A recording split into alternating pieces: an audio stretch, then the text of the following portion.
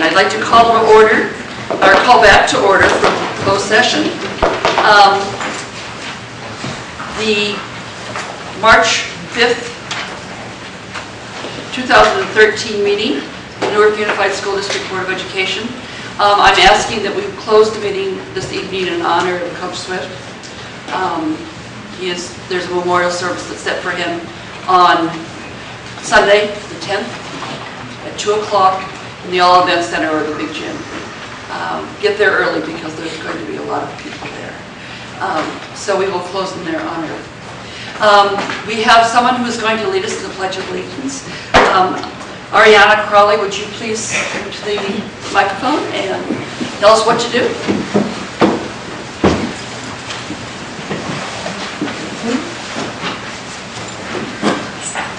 Hi, I'm Ariana. I guess you're already standing. So put your right hand over your heart. I pledge allegiance to the flag of the United States of America and to the republic for which it stands, one nation, under God, indivisible, with liberty and justice for all. Thank you. I'd like to report back what we discussed at closed session. We talked about personnel items and discussed contracts. I'd like now for someone to move approval of the agenda, or if there's any adjustments. I'll move to approve. Second. Okay, Mr. Stadler moved and Mr. Rodriguez second. Ready to vote?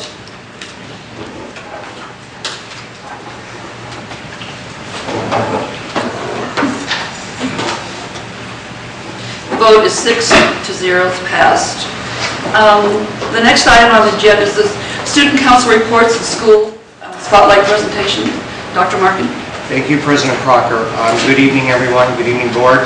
Our spotlight this evening is on Bridgepoint High School, the McGregor Alternative Education Campus. And as we do regularly for our spotlight, we take some time to honor classified and certificated employee from the school being spotlighted. And so at this point, I'd like to turn it over to Mr. Irwin. Thank you, Dr. Markin. President Crocker, members of the Board of Education, as Dr. Markin shared with you, this is our opportunity to spotlight both a classified and a certificated member of the McGregor Alternative Learning Center. I'd like to invite Tara Nathan to come forward.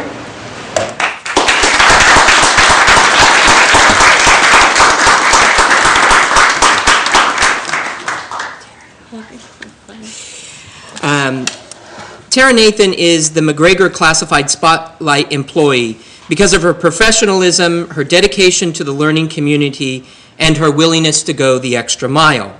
Without any fanfare or notoriety, Ms. Nathan noted that the Casey Examination Administration would run much more smoothly and more efficiently if one person stepped up and organized the testing for the students of Bridgepoint, Newark Adult Education, as well as Crossroads High School. This meant test security, test accountability, student list, auto dialer messages, room setup, and even pencil sharpening for all three schools for the 2 days of testing over the last couple of years. Tara did this and not one detail was left undone. Tara is also willing to look for areas of improvement in the way that kids and our students transfer from independent studies into developing master schedules, ordering textbooks and supplies, and she will never give up on getting those CUME records and searching for foreign transcripts. When Ms. Nathan heard that the Newark Unified School District's Martin Luther King Jr. poster project about it, without knowing exactly what she was volunteering to do, she became the go-to person. Tara contacted the managers of New Park Mall and secured a high-profile location in the center of the mall to showcase the student work honoring Dr. King, which remained there and then was collected and shown at the Silliman Center and the Newark Senior Center. These are only some of the examples of her willingness to take on projects, and it is without being asked to do so. Tara readily accepts assignments and then makes them go as smoothly as possible, and that is why she is McGregor's Classified Spotlight employee. Congratulations. like to say anything? Would you like to say anything? Thank you. Tara, thanks everybody. I'd like to invite Martin Wall up.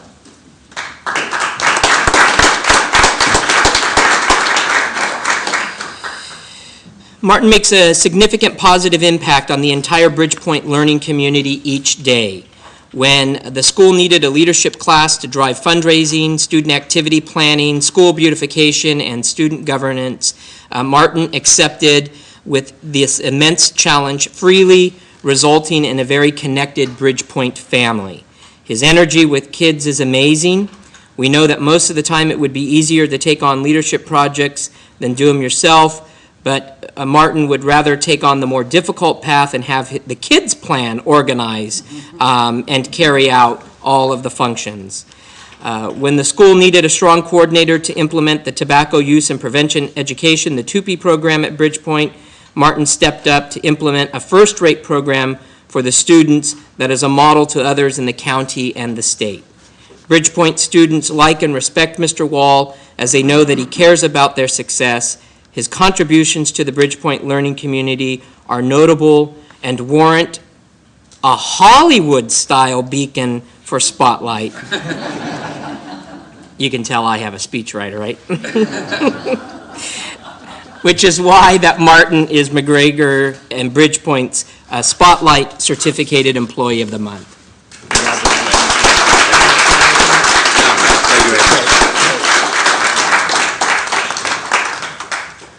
Martin, thanks everyone. Now normally every month when I get up here to introduce the next point, which is the principal of the school, I always try to outdo the way that I announced the principal the month before. Sorry to all of you, but I do. But with this guy, I'm just going to announce him because I know he's going to do it himself. The principal of McGregor Alternative Learning Center, Mr. Tom Orpit.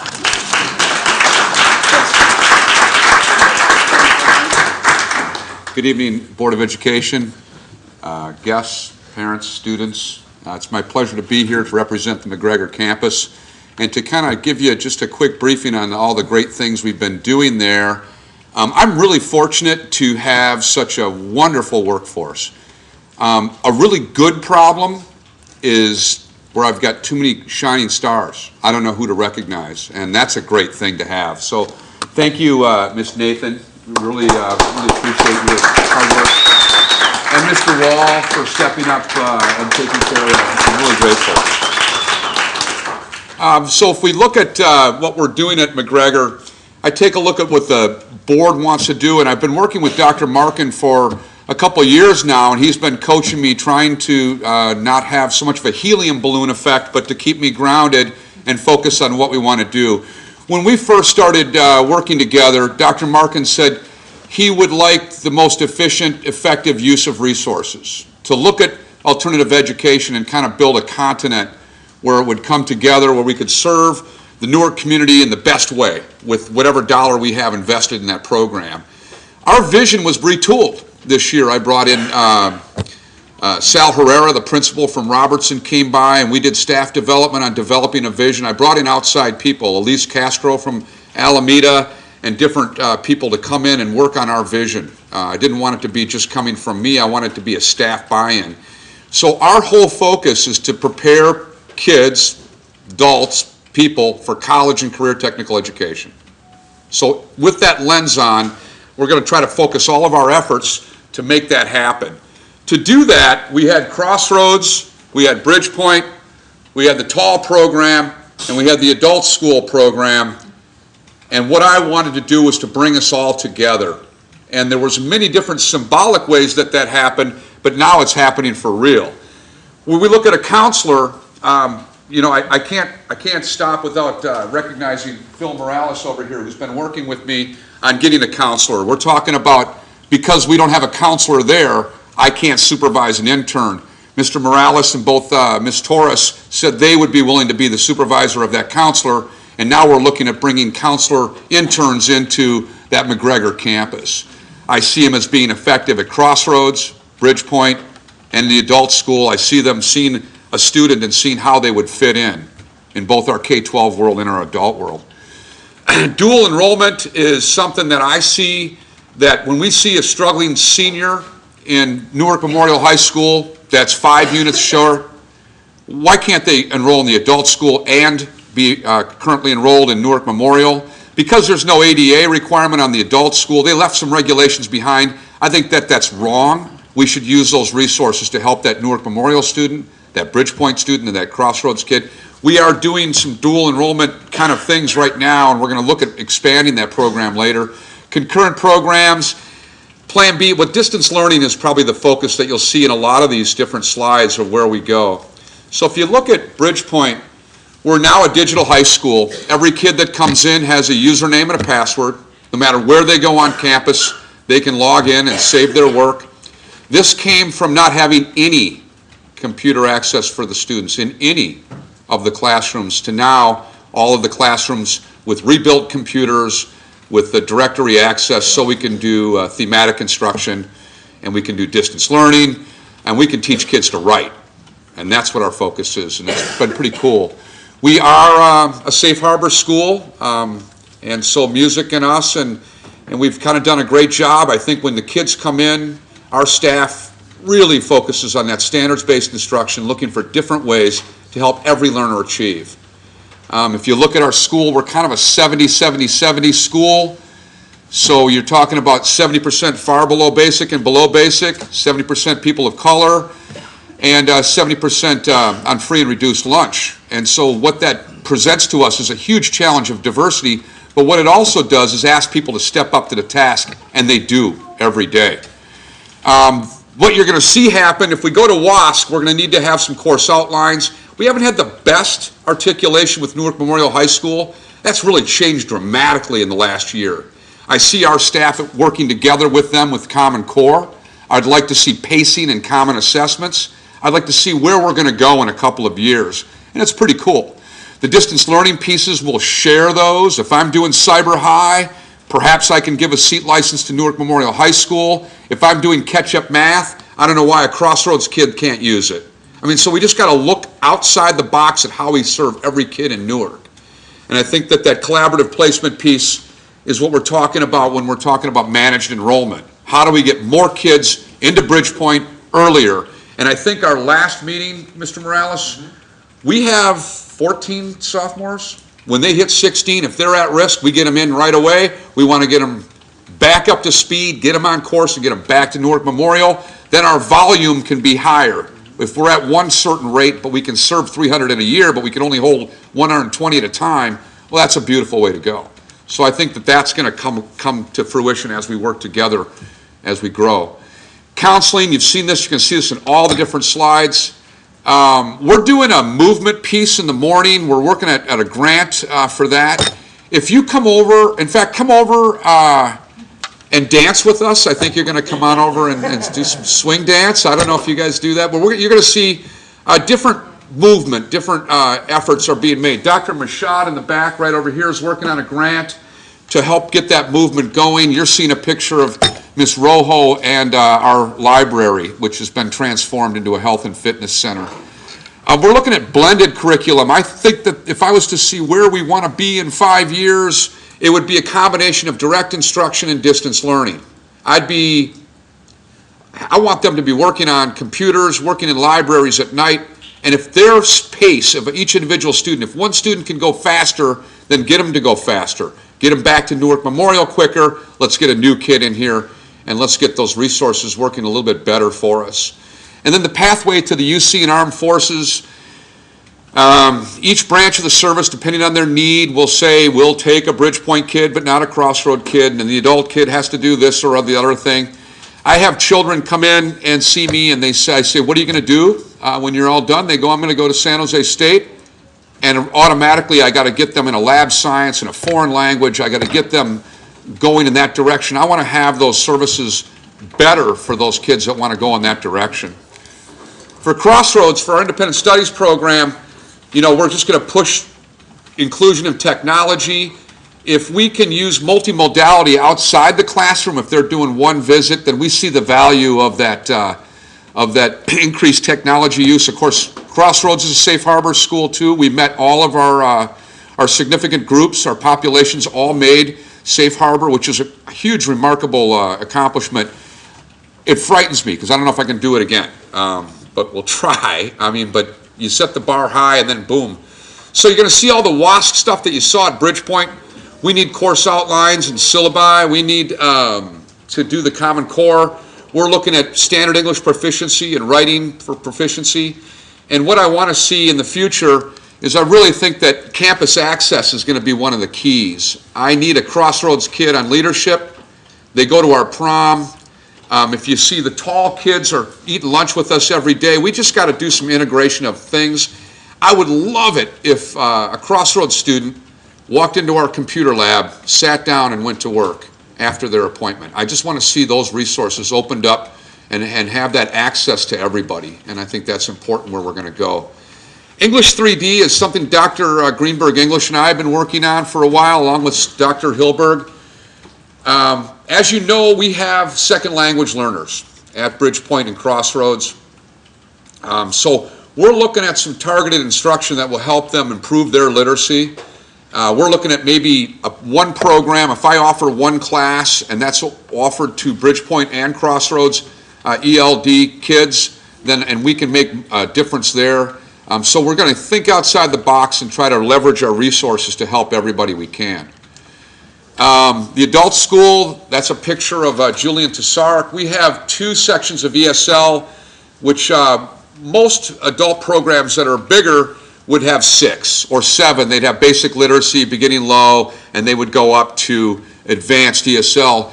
But we're doing multi-level ESL in 2 sections, and it's pretty successful. Our benchmarks and our learning gains go way up. So we've seen this year, we moved over to e-testing. All of our assessments are all done electronically. For me, that was really important to increase the grant revenue. I wanted to see, you know, not $10,000, but more like $75,000. And I know that that's kind of a lofty goal, but I want to supplement those literacy programs, and those are high school diploma and ESL. And so we've done some pretty cool stuff. Again, distance learning is going to be a key. You're seeing these themes in all of those programs, and I'm just going to leverage things whenever I can for use in everybody's program, and every student can have that right.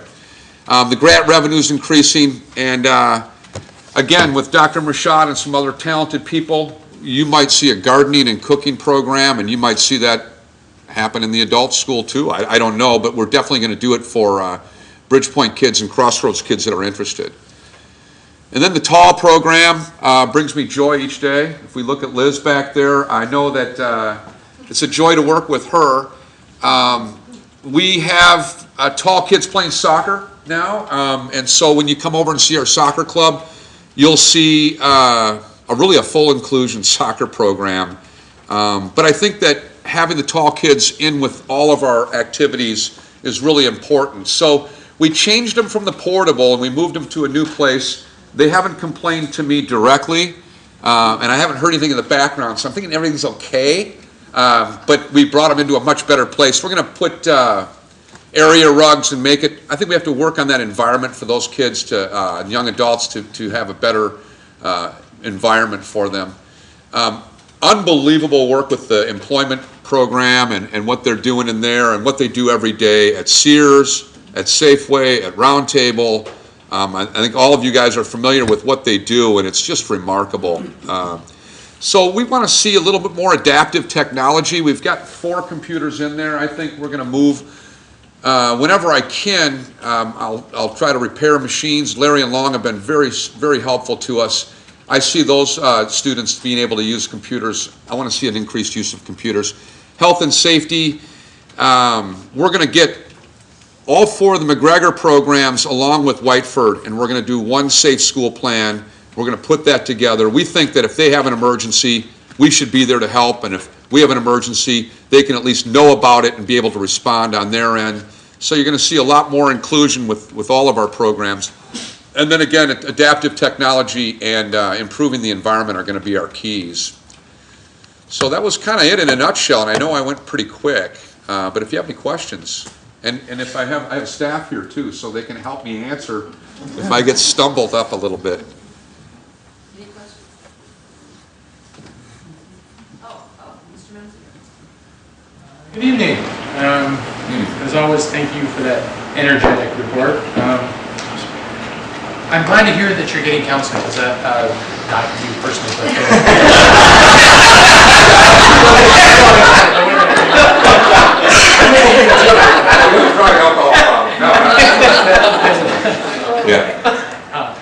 but but specifically the site that you're getting counseling services, because that was something that one of your students brought up, and I was very concerned.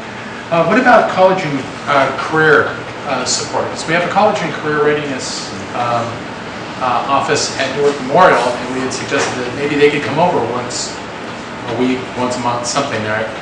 To help with. Yeah, we just did it. Stephanie Evans came over. You brought this up last year. Yep. I put it on my list of things to do. I wasn't going to come back here without an answer for you, but it was great. Newark Memorial stepped up. Stephanie Evans came over. We set up the whole schedule for that to happen. We're going to do it earlier in the year next year. So this year, with the career fair and some other things, she was kind of bogged down. But we kept in contact and made communication throughout the year. We'll do the FAFSA workshop and the DREAM Act workshop on our own. Stephanie will come in and do the career planning and piece, and she's going to do it with the software piece and also direct instruction. She'll visit every senior and junior at both Crossroads and Bridgepoint High School this year. So that was huge. We're really grateful for her services. Okay, now what about scholarships? Scholarships are offered to the district, and I don't know if there's kids at the greater site who are eligible for scholarships, they should be involved as well. Has there been any movement in that direction? No, I'm glad you brought that up. I mean, that's probably one of the areas that we do need improvement in. We do apply for scholarships. We've done, I believe Director Rodriguez sent me some information that we've gotten out. We did the Google piece for the artist thing, and the DREAM Act is where our undocumented kids are going to be probably getting the most scholarship help, but we do need help in that. And do you have any suggestions? Or? Well, there's also, we get funding from various entities, given the state of the environment, or the economic environment, obviously charitable organizations and charitable giving and scholarships and stuff is one of the first things that took a hit in the last couple of years. But there is dollars that come into the district for scholarships, and in the Career Center at the high school, they help kids and they point kids towards scholarships. And they also, there's a lot of things where essays are done and things like that. So your students should also be involved. Those who are trying to go to school or want to take the college pathway should also be reaping some of those rewards as well. So, I encourage you to reach out to the high school and have them help you in that regard, because those should be available to the McGregor site students as well if they're eligible. The most successful alternative programs have great articulation with the contemporary high school. They find ways to forge those relationships, and so the benefits that are there would also benefit kids on a different campus. I think you're right. I mean, I really do believe that's got to be one of my goals. Other than to get the curriculum in line, which is, for me, I think we've been operating in isolation too much. The scholarship piece is another example of why we got to get together more often, and we got to kind of look at our resources as our kids, that kind of thing. And then if I'm made aware of them and our staff is made aware of them, hopefully we can do a better job at getting those resources to the most needy kids. In many cases, your students are the ones who really need the help, and in that regard. And sometimes it's just a matter of putting an essay together. They send an essay together, they win, and they win, a few $100 or whatever. And that may not sound a lot, but every little bit helps, right? That's huge. I agree. And I think the counseling piece and then the career opportunities are the ones that keep me up at night. One last question. We've talked about in the past your staff meeting with the high school staff, even in department meetings, and I know that's happened in some departments, not all. Where's that going? How's that? In order to articulate instruction across. Yeah, I think that when the science curriculum changed and other things have changed, state requirements and things changed, and we're not really in line with that, it's harder for us to do a credit recovery program and get kids back if we're moving in that direction. High school's been incredibly helpful with textbooks and with materials, but I think the next step is for us to do more articulation. If I had magic sprinkle dust and I could change things, I would say, and I know we've got a instructional minutes thing at the high school, at the other high school, but if we could try to get some common time, perhaps on a Friday, if they had their reduced day, when we could do that articulation. Every school in the district is on that Friday minimum day, with the exception of Newark Memorial. So if I could, it's kind of a huge change, but I see that as our staff then going over there and being involved in their meetings. Their meetings often take place at different times, and so we are making improvements, huge strides. We have in the last 6 months, but I think that's the next step that we need to take. Well, the first step is communicating, the fact that you want to do it, and then you can get together and make it happen. Between yourself and the administration at the high school, you can make these things happen. Get your staff integrated with their staff, and then offer the students a more integrated curriculum. And I think that's. I applaud you for actually pushing for that and actually coming to us and telling us this was a problem in the past, shedding the light on it. I said last year that I was a bit embarrassed that we didn't know, but now we don't have that excuse anymore, so now we need to push to make sure that we have it. Right. Perhaps I say too much. No. I think it's good and healthy for us to have that goal as a goal. And I know that when you brought that up with counseling last year, it just, it rang so true that we just need to articulate better and leverage those resources. Okay, thanks. I'd like to echo what Member Mensinger said about scholarships. It just seems to me that there's a whole box of scholarship opportunities that could be just transported over and made your students could be made aware of them, and so because I think in the past, Bridgepoint's been kind of left out of the loop on that, so I would echo his comment. Also, could you say a little bit about the career technical education that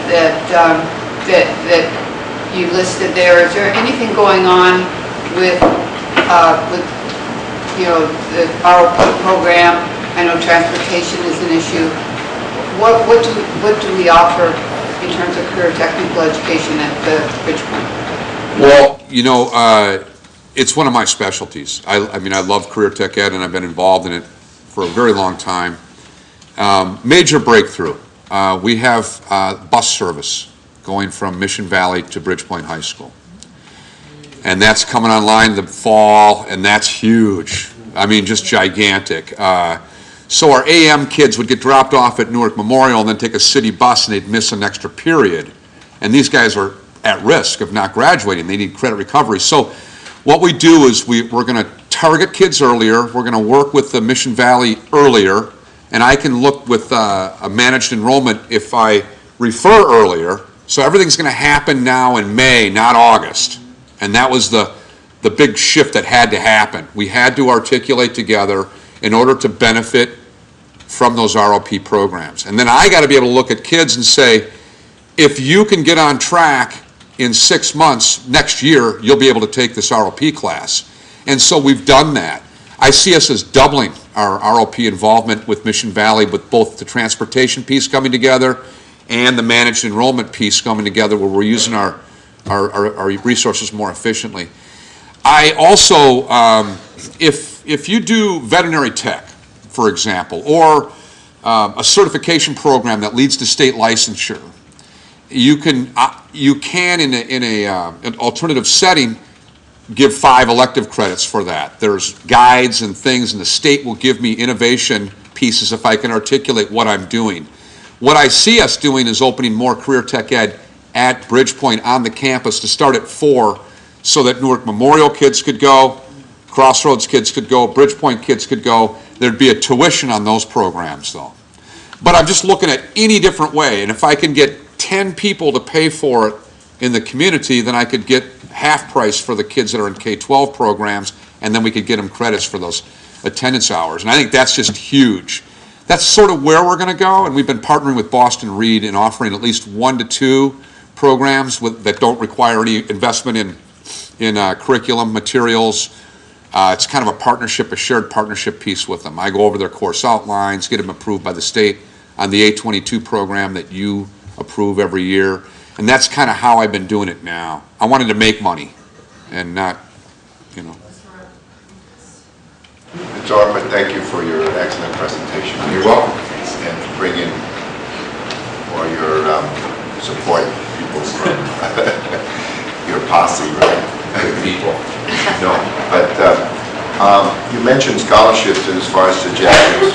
When I was running the Hispanic Community Affairs Council Scholarship Program years ago, we would visit all the different high schools and deliver scholarship applications. And now everything's on websites.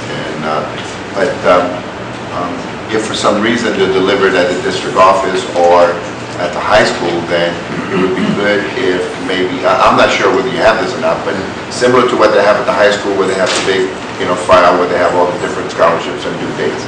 I don't know how they set it up, whether it's by due date or organization. Or, if you can have something similar to that the kids can, this because it's, as we know, they can't go to the high school, it's just very difficult to do that. So if we can duplicate those things there.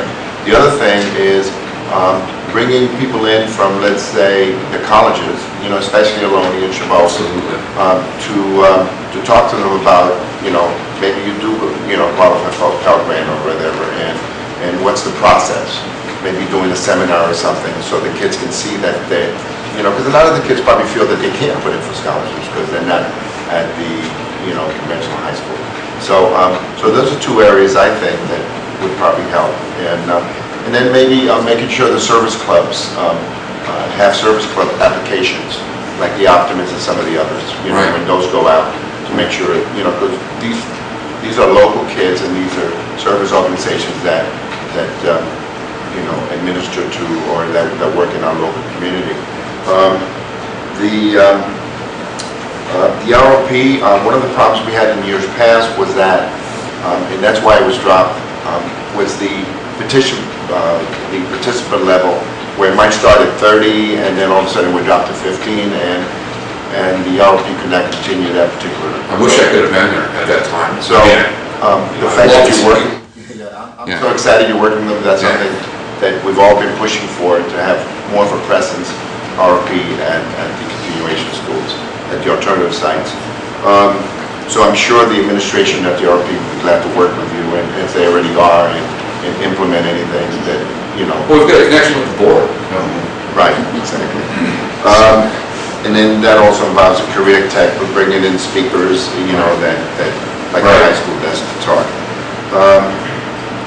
Later on in our agenda, we're going to be talking about the, adult school, the alternative, and I'll share with everybody else, the board, that I talked to you a few weeks back and told you what was happening over at Mountain View Adult School.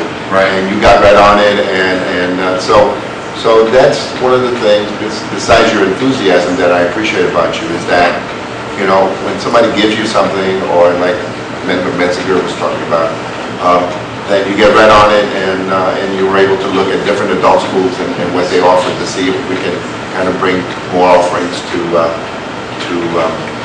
Newark. I had a question. There's a transition state now with the adult school that eventually, the community colleges might actually, take it over. Have you, talked about that, or? Yeah, I'm very, very involved in that. Well, the LAO, just in a simplified manner, the LAO Legislative Analyst Office really believes that, well, first of all, Governor Brown and the LAO acknowledge that we have a problem with adult literacy and adult high school diploma. 1 in 5 adults in the state of California does not have a high school diploma, so they're like, okay, they acknowledge that piece. And now how do we serve that population? What do we do? I've met with presidents of community colleges in the Peralta district, and it ranges from, yeah, we'd love it, to no, we don't want it. And their ability to bob and weave and maneuver very quickly is difficult. in the community college district. And as you know, probably from talking with Vivian, and you can look at how that goes. The LAO believes it should be at a little more localized, centralized level. It should be still in the district control because of the access issues. The community colleges don't give the Casey exam. They are not allowed to by ed code right now. Of course, that would change if that happens. So there's really two camps, the Governor Brown camp, which is community college, and the LAO camp, which is local controlled. And then I've been listening to a third camp come in to say, why not charter schools type of arrangement for adult ed? And I've looked at those financial models. I think if I was a betting man, I'm going to go with the LAO. But I think it's going to be probably, I think because the community colleges may in the end not want it. And I don't know if it's because of Governor Brown's lack of ability to make that happen, or if it's the presidents of those colleges that are resistant to that. And so if you're probably in those circles where you're talking to the community college management people, and I think that Ohlone says yes, Chabot is kind of in the neutral. Alameda College of Alameda was kind of like, I'm ready to do it, but I didn't see a smile. So I don't know. It's a really good question, and it's be interesting to see what happens. But it will be decided probably before July 1. So be very fascinated to see what happens. Mine's going to be a quick question, I promise. I'll have an answer. We're really happy to see you have counseling, career counseling. I mean, I think I can speak for everybody. We really are impressed to see that there. We also have a computer person at the high school. Are we sharing her also with you for your technology and computers? You know, you're not, and I'll tell you that technology is in almost every industry sector now. I mean, you can't even do a culinary arts program without a technology piece in it. Warehouse and forklift operation has a technology piece in it. So I see computer science at our schools being a very important subject. Financial literacy, computer literacy, all those kinds of things are going to be really important to develop our kids to be prepared for college and career tech ed. We don't have shared access with that instructor right now. Most of my teachers teach, Mr. Wall teaches 4 subjects. Dr. Rashad teaches 3.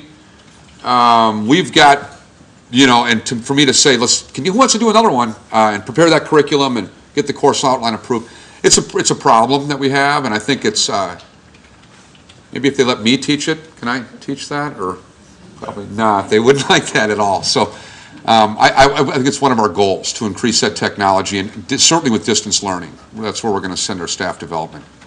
One other thing that I was really happy to see, and I've seen in action, is your SRO. And how is that? SLO, right? You know, Jeff Reve has been terrific. He's made a difference on our campus. He's been the last 2 weeks. He's been in Los Angeles at SWAT training, and we miss him. I call Ryan Johnson repeatedly as my first go-to person whenever I have an issue that I need to get advice or help on, and then I usually go from there. But having Jeff Reve on campus has been just remarkable. Thank you for your support in that. Oh my gosh, is it a better place? We just want to see reduced, we want to see a healthy, safe environment. And we have a big campus, as you well know, and it's really hard to supervise. I'm going to paint red lines in the ground that say, don't go past here. But having a policeman with us to help us with those red lines is going to be a little bit easier. And I think the kids respond to it too. I've got about 5 or 6 kids that are going to go into law enforcement. That's what they want to do. And so, you know, Jeff has been instrumental in that kind of piece. And I see Jeffrey and I will be teaching classes together. We're going to teach a choices class. So what has that done to our campus? It's huge. Thank you, Superintendent Markin, too, for his leadership in putting that thing together. I mean, I didn't believe it was going to happen when you first started talking about it. I thought, you know, I'll just wait and see. And now we've got a policeman 4 days a week at lunch, eating lunch with our kids. Thank you very much, Dr. Markin, and board for helping us with that. Thank you. Yep. And I guess I have very little to say because most everything has been said, but I do appreciate and delight in the coordination between you and high school. I think that's the bottom line for your students, is that whatever the student needs to have we as a district have provided at this level. And I'm delighted to see a good working relationship between the high school. There should be a lot of flowing back and forth. The faster we get the kids there, to get them turned around, the faster that we will have a better situation at the high school. So everyone's a win-win situation. So thank you very much for all your energy, and thank you for the high school for all the coordination that you're doing with it. That's wonderful. Appreciate it, President Crocker. Thank you.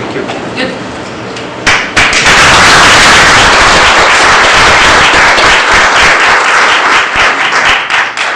Thank you, President Crocker. At this point, we have a report from the Rocketry Club at Newark Junior High School. And Mr. Neal, are you going to introduce them, or are they going to take it over? It's great. Thank you, Mr. Neal, principal of Newark Junior High. It's the Rocket Club. All right.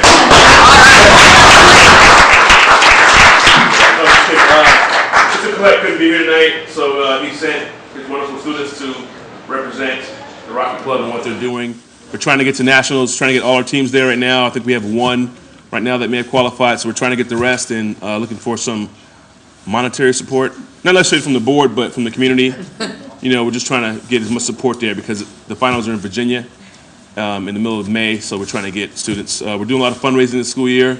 They've raised quite a bit of money, but you know, there's a price for the rockets themselves, the motors, but now the cost of travel to try and get to finals. So these guys are going to present something for you that you will enjoy. Thanks. Hi, my name's Clayton Pearson. I'm part of the Team America Rocketry Club, also known as TARC. TARC is a program that lets kids... Oh. Why doesn't it have that? It's on the... Put some help, please. It's on the computer, but it's not there. I think the screen went out. Give us just a minute, okay?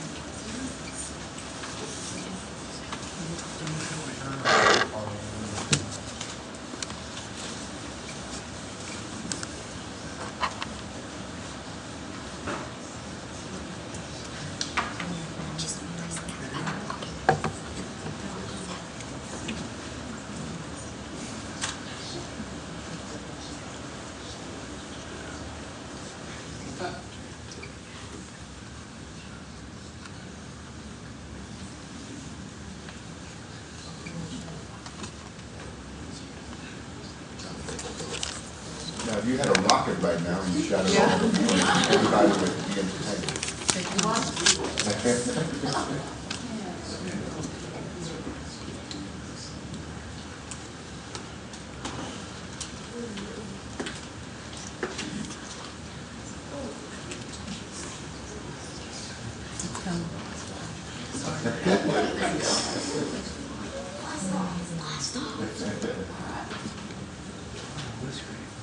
Okay.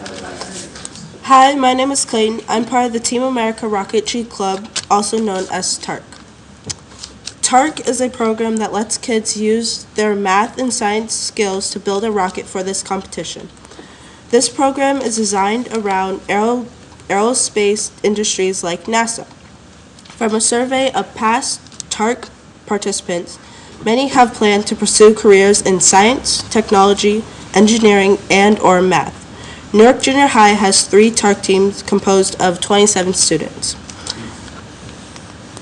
In these pictures, you see our 3 teams, Team Kool-Aid, Team Comet, and Team Tomahawk. In these pictures, you can see that we use communication skills to help make things easier for us to work together. TARC can also bring people closer together and help kids make more friends. And here's Abby with the competition requirements. There are many requirements in this competition. We have to design a rocket that will carry an egg weighing anywhere from 57 to 63 grams to an altitude of 750 feet. The time on the flight has to be somewhere in between 48 to 50 seconds. If we land outside any of these parameters, penalties will be incurred. The liftoff mass of the rocket can be no more than 650 grams, and the recovery system must be a 15-inch parachute. If the egg is harmed in any way, the team is automatically disqualified. Newark Memorial High School was number 1 in the nation in 2007, and we plan on winning it again in the near future. Hello everybody, my name is Rami. I'm here to show you some pictures. Here you can see all the Tark teams. We have Team Comet, Kool-Aid, and Tomahawk. This picture was actually taken at one of my favorite places to launch, Snow Ranch. And here you can see all of the teams interacting and having fun with each other. Here you see one of the bottom half of a rocket descending slowly towards the ground. This is not where the egg is. And here we see all the rockets. The one on the left unfortunately just crashed this Saturday, and we were heartbroken when it crashed, but we're slowly rebuilding it and we'll recover. And this also shows how we can make these rockets our own and personalize them because of its paint job. Here's Andrea with some more pictures. Andrea? Sorry. Hi, I'm Adriana, and second time my name's gotten wrong today. Okay. This is a picture of my rocket. It's on its qualification flight, so we were all very excited and kind of anxious to see how it did. And this is a picture of my team retrieving our rocket to rebuild it to launch again. We were all having bad hair days, so we all needed a brush. That's why my hair is in a hat. And this next slide is a video that my mom and I made together. It's about what we can and will do in TARC. We hope you enjoy it. And that should.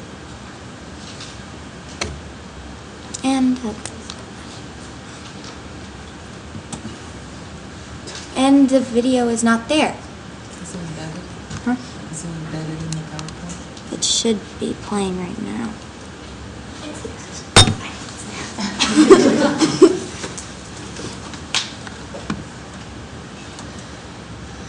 There we are.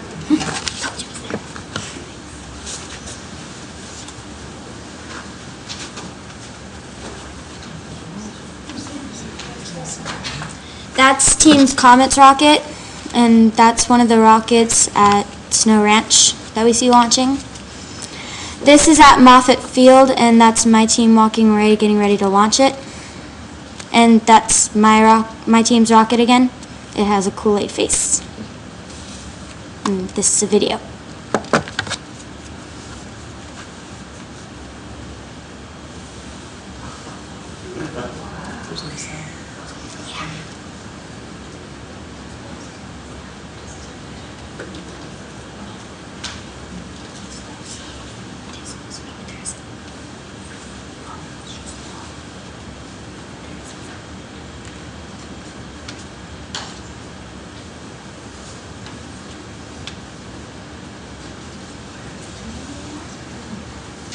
Okay.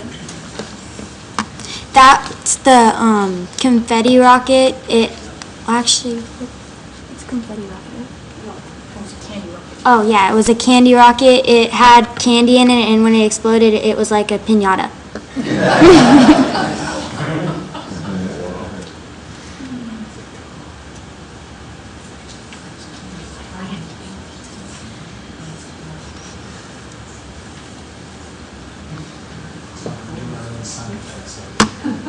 Yeah. Normally there would be sound.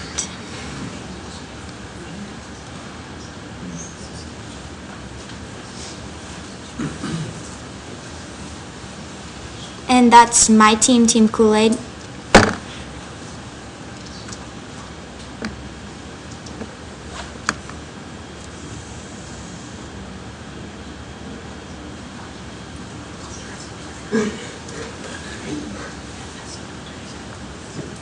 And that's Team Tomahawk's rocket.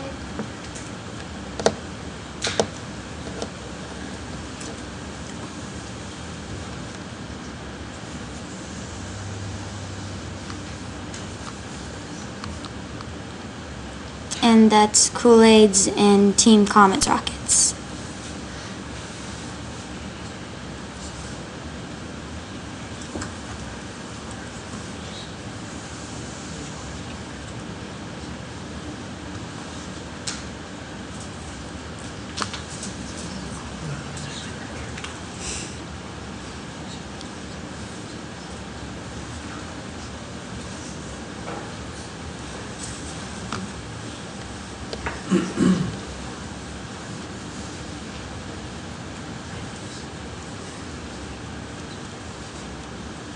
And that's the Saturn V. One of the rockets we get to see launch at Snow Ranch.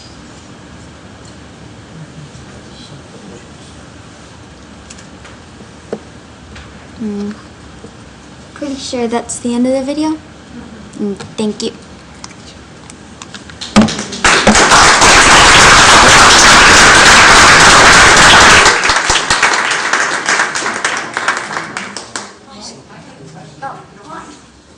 Do you guys have any questions?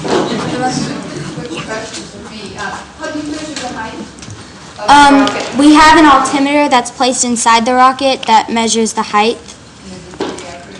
Yeah, it's normally pretty accurate. And I heard that you were fundraising. Are you fundraising for all the clubs? Are you coordinating your fundraising with the high school? How's that working out? Yeah, we, for big events like roundtables or Red Robins, we normally coordinate them. But for smaller things, sometimes we don't. It just depends on what the event is. So if someone wants to donate to rocketry in the district, should they donate just To us. to you? That was just a song. Thank you. Oh, I got it. Thank you. Oh, look at this. I think Mr. Marquez can address the high school, but I think the high school is probably a lot more coordinated and further advanced in their fundraising than we are. Even though a lot of the kids on the team actually were on the team last year at junior high school. So I think honestly we're a little behind the high school right now, so any dollars really can go to us. All right, so I heard that you were matching any dollars that we put out, right? Yes, after you write that check to me, then I can. So, I guess, what are some of your other fundraisers? And what are you doing, and how can we help?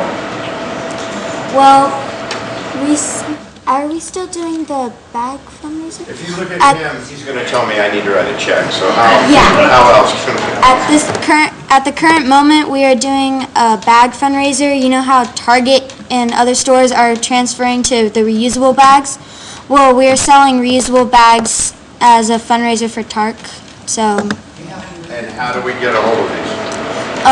I'm pretty sure you can contact the school or Tom Collette, and he'll have some information.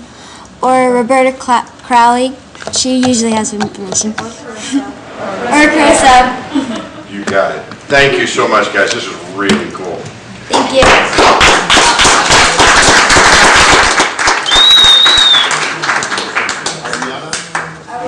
Yeah, I hope I didn't mess up your name, because I don't want to be on your bad list. Anyway, on the competition, is it like an open competition, or is it just middle school or junior high school kids? It's an open competition. It starts in the state, and then the top 100 go to Virginia for the national competition. And then the first place winner goes to either Paris, I think it's London this year, for the national competition. So you're going to be competing against the high school? Yeah. Okay. But we all work together. No, everybody needs a good competition. Thank you. Mr. Benzinger. Okay, so the high school has two teams that qualified. You have one, has the one team qualified for you guys yet, or?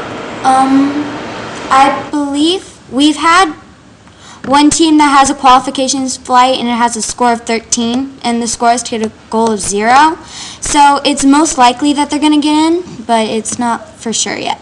It's not for sure yet. And then you have two other teams that are trying to get qualified as well. Yeah, we have a very good chance. One team, Team Comet, has scored a 5 in one of their flights, and then my team, Team Kool-Aid, has scored a 2 in one of their flights. We just need to get it more, like, repeatedly get that score. Okay, so, and you have until the end of the month, is that correct? Yeah, I believe so. Yeah. So how many more shots do you have? Are you taking, are you doing, what, each weekend, or? I think now we're going to do each weekend, going to either Moffett Field, Snow Ranch, or another field that we have to shoot off our rockets and try to get a better score. Okay, and the final question is, when will you know for sure? For example, I'm told that the 2 teams qualified from the high school, so we know they're going, they're already planning. When will you know about at least the one team that you think is close? I think April, yeah. We'll know by April. Okay, fingers crossed. Thank you so much. Thank you. All right. Thanks, guys. Thank you. Nice presentation.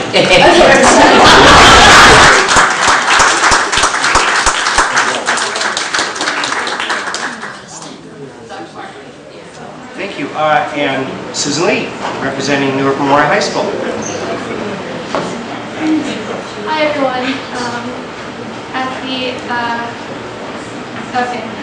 Tomorrow, Cal Poly admissions officers will be meeting with seniors who were accepted into the San Luis Obispo campus. Also, AP registration for AP testing ends tomorrow.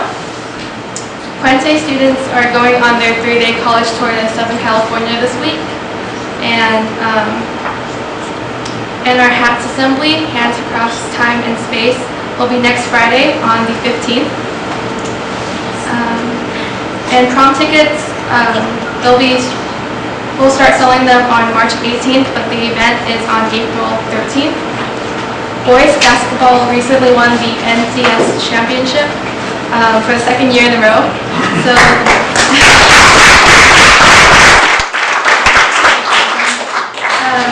So they'll be playing Midi High School for the Northern California title on Saturday at 7.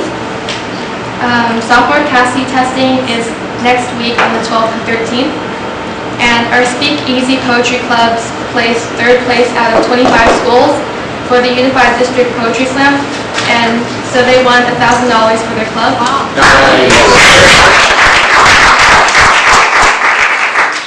And MCA is holding a design competition for students who want to design next year's agenda. Thank you very much. Thank you. Sorry. I was going to say, I just got a signal from out in the audience. The AP testing to sign up ends on Thursday. It's the last day, not tomorrow. Okay. Just so everybody can get their stuff in. And how much are bids for the prom? It's $100 or $90 each ticket. $90 each ticket? 180 for a couple. We do have a student report from Bridgepoint students, so if they would come up to the podium at this point.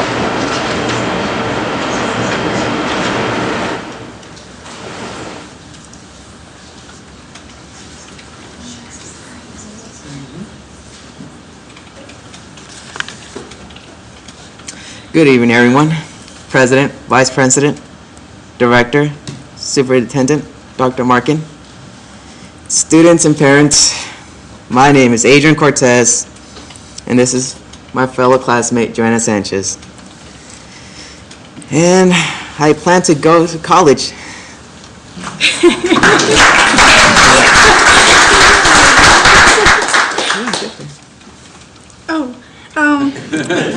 Sorry. We know that you all love America's favorite pastime, and of course you love Bridgepoint High School. So why not show your love for both and buy tickets to our Oakland Ace Bridgepoint High School fundraiser. Field level tickets are available for $20 and plaza level for $15. A portion of each ticket goes to our student fund to pay for great activities such as prom and a senior trip. We are planning a walkathon on March 20th at 1 p.m.-ish. Sponsor a walker or walk yourself and earn money for our school student activities. You can't walk long distance, stop by for a social afterwards. On April 20th, we will be washing cars on Newark and Cedar. The exact location is yet to be determined, but we think we are close to deal with Big O Tires. Bring in your gnarly SUV or van for a little extra and make it shine. Do not waste your own valuable time washing your car. Let us handle that. April 19th, April 19, beginning at 10 a.m. The Friday after testing, we'll be hosting our annual Multicultural Day at McGregor, Bridgepoint. We are always looking for performance or speakers, so let Mr. Orput know if you have any great ideas for representing our diverse cultures. Prom is scheduled for Saturday, May 10th at Zeno Dino's. We are getting excited about this end of the year event. We are also looking into a senior or school trip in the spring to Santa Cruz.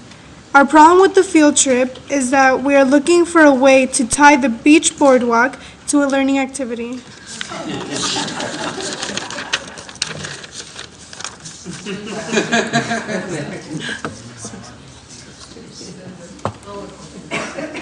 Ms. Stephanie Evans from the other high school is coming to McGregor to counsel kids from Bridgepoint and Crossroad on their career paths.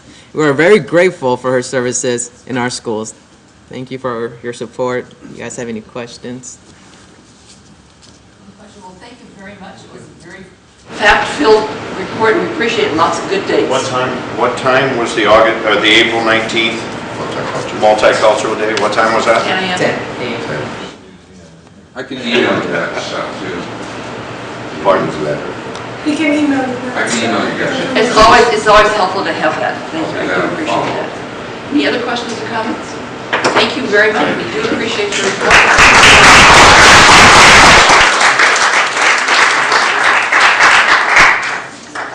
Thank you. Just briefly, one announcement. I know you opened the board meeting mentioning the memorial service for Coach Swift this Sunday at 2 o'clock. The other thing, and this will be of interest to Mr. Marquez and the staff at Newark Memorial High School and Mr. Orput. I just spoke with Dr. Gary Browning from Ohlone College about some very exciting news. Ohlone will be giving a full ride 2-year scholarship program for a Newark student for the 2013-14 school year. Still in final development, we discussed potential criteria. And so we will work with Newark Memorial and Bridgepoint to get the information out to this year's seniors. They would like to increase this number every year, but the criteria at this point includes a 2-year commitment to Ohlone College, all fees paid, a full ride, tuition, books, and more. Students are required to maintain a 2.5 GPA or higher, and it's not transferable, so you have to make the 2-year commitment. You must complete a FAFSA and write an essay, why Ohlone College, and get a recommendation from teacher and or site administrator.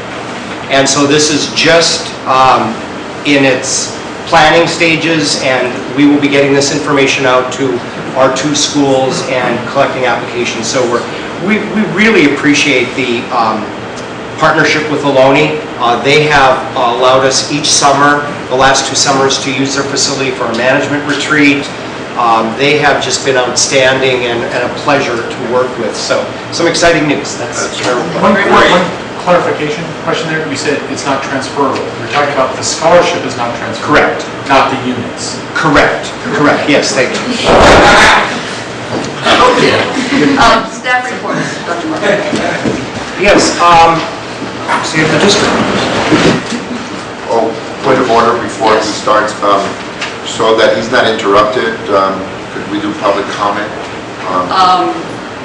Okay. On non-agenda items? Wait, I'm more than open to that suggestion. That gives you freedom to... Yeah, whatever you... Okay, that sounds good. Okay, we're going to go ahead to public comment on non-agenda items. Do we have anything? Ms. Parks? She's got this as an agenda item. It's non-agenda items. No, Is not that the agenda item for public comment? Oh. Non-agenda items. The agenda item. Oh. That's public comment, non-agenda item. Public comment. That's this. We're going to mess up on the words then. Oh, I see what you're saying. Okay, sorry. Okay, gotcha, thank you. Thank you. Daylight savings time will be this weekend, and with that time of year comes many things that associate with spring, including secondary site planning for the fall, gauging enrollment, reviewing course offerings, and all the tasks necessary to ensure each student enjoy a smooth transition to the next grade. If only each student were to enjoy that transition to the next grade level. However, At Newark Memorial, the lines outside the counseling office once the class schedules are handed out tell a different story, one of confusion, disappointment, and frustration. These emotions are not just those of the students, they are shared by the counselors and the teachers. The counselors who meet with each student whose class schedules reflect various errors from double classes, not enough classes, to classes that don't meet their special learning needs, to the teachers who end up 2, 3, or sometimes 4 weeks into the enrollment doing classroom adjustments. Part of the issue is the student placement I spoke of in the fall. As of September of 2012, each grade level at Newark Memorial had between 20 and 30% of its student population that were credit deficient, of more units that can be what could be recovered from the summer school program. Again, that was 20 to 30% of its student population that were credit deficient, of more units than can be recovered through the summer school program. That is just astronomical to me. One way to assist those students in recovering those necessary credits is what Mr. Orput talked about earlier, would be placement at the Bridgepoint or Crossroads program. Historically, however, this district didn't evaluate those students for the McGregor campus until after the school year had begun, which leads to some of the class chaos at Newark Memorial. I would hope that this fall would showcase a new philosophy, one in which Newark Memorial credit-deficient students are identified and convinced of the advantages of the wonderful campus that is available to them at McGregor site, and with the additional bonus of those credit reductions that will assist them in receiving their diploma. Please staff the McGregor campus with the necessary staffing levels to accommodate the population eligible to attend an alternative ed program, simultaneously setting the class offerings at Newark Memorial with only those students who will be attending Newark Memorial, not with those who were transferred 2 to 4 to even 6 weeks into the school year. Stop the chaos. Plan accordingly for the benefits of all the students. Thank you. Is there anybody else? Okay, that is all the non-agenda comments. Thank you very much. Mr. Markin.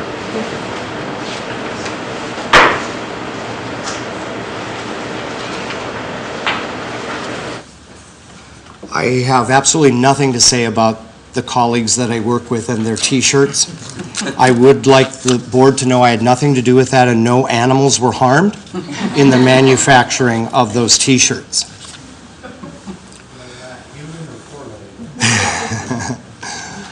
Okay, what we're going to do is I'd like to each year, last year I did a State of the District address, and I'd like every year to kind of go through some of the issues and situations that we have encountered. And so this year I decided to put it into 3 broad categories: where we were, where we are, and how did we get here, and where will we be and how will we get there. So, where we were. 2 years ago, we had 3 school sites with no leadership. We had what I would consider massive layoffs. Oh. The machine. While we wait for it to reboot. We had massive layoffs, and that has been probably over the last 3 or 4 years. School district employees have experienced 8 furlough days. For 1 year, we had no comprehensive program at the junior high, and I wanted to go beyond saying we had no electives, because that almost makes it sound like it's not that big of a deal, but it's fundamental to providing a comprehensive education for our students. So really, it was not allowing and not bringing a comprehensive program at our junior high school. We had no special ed director. We had no superintendent. And we have no power. So some things have improved.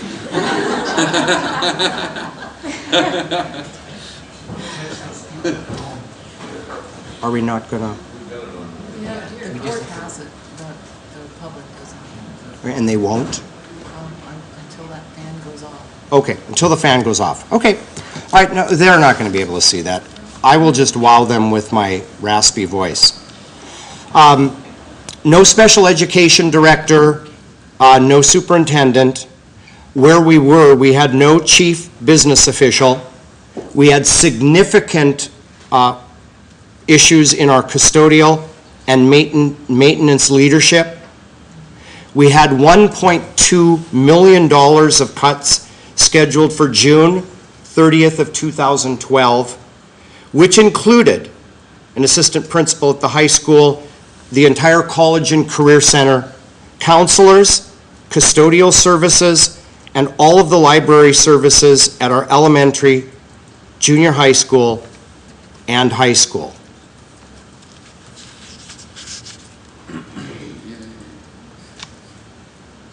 Did I do this? Oh, okay, thank you. Good answer.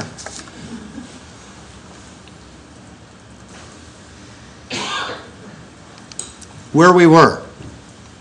Had a revolving door of leadership at Newark Memorial High School for the last decade in a significant and serious financial crisis.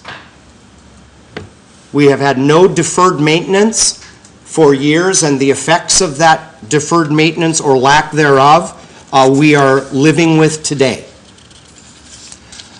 We had an unbelievably discouraged staff. There was great amount of uncertainty, as I mentioned last year. I came into the organization and went to departments and schools and talked to folks, and there was a very much a silo mentality, very much taking care of myself and at best my department and or school, to basically forgetting anything and everyone else. And I think what we heard from Mr. Orpet with the relationship with Newark Memorial High School and Newark Junior High School, a level of articulation and working together.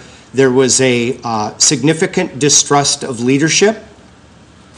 There was a fear of making mistakes, and consequently a fear of sometimes doing anything. And there was a pervasive feeling of thinking the worst. So where are we? And how did we get here? The board adopted increased graduation requirements for Newark Unified School District. Again, it is a constant work in progress, but the encouragement and ability to have all of our students take increased rigorous classes will prepare them for everything that they can face when they leave our K-12 institution, by allowing and requiring all of our students from K through 12 to take more rigorous curriculum. We have a reduction, if not, quite frankly, this year, the elimination of layoffs. In terms of absolute debilitation to an organization that prides itself on how we care for our people and our teachers, that is a significant negative blow, and this is also a very significant positive reaction. The elimination of furlough days, both instructional days and staff days. The reinstatement of professional development. Again, the effects of not having professional development days, I think we have been experiencing over the last couple of years, especially with Common Core coming in and some of those things, and not really have any vehicle for professional development.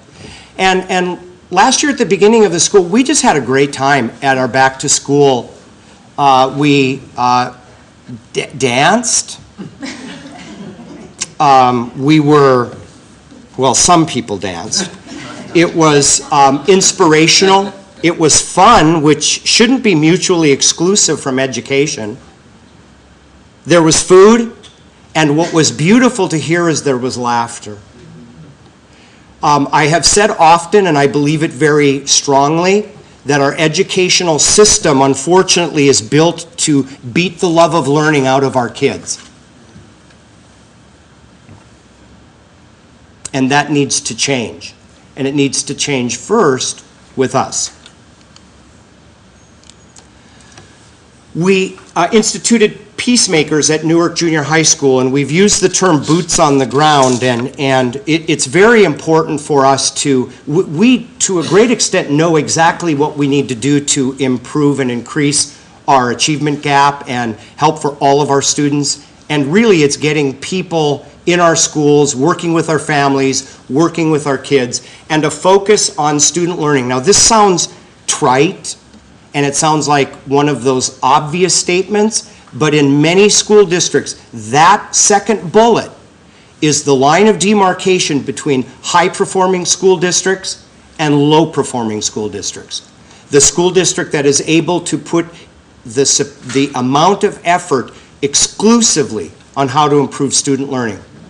A 6-year WASC at Newark Memorial High School, no easy feat in the best of situations. Newark Memorial High School was not facing the best of situations. And if I can harken back to one of the first slides, the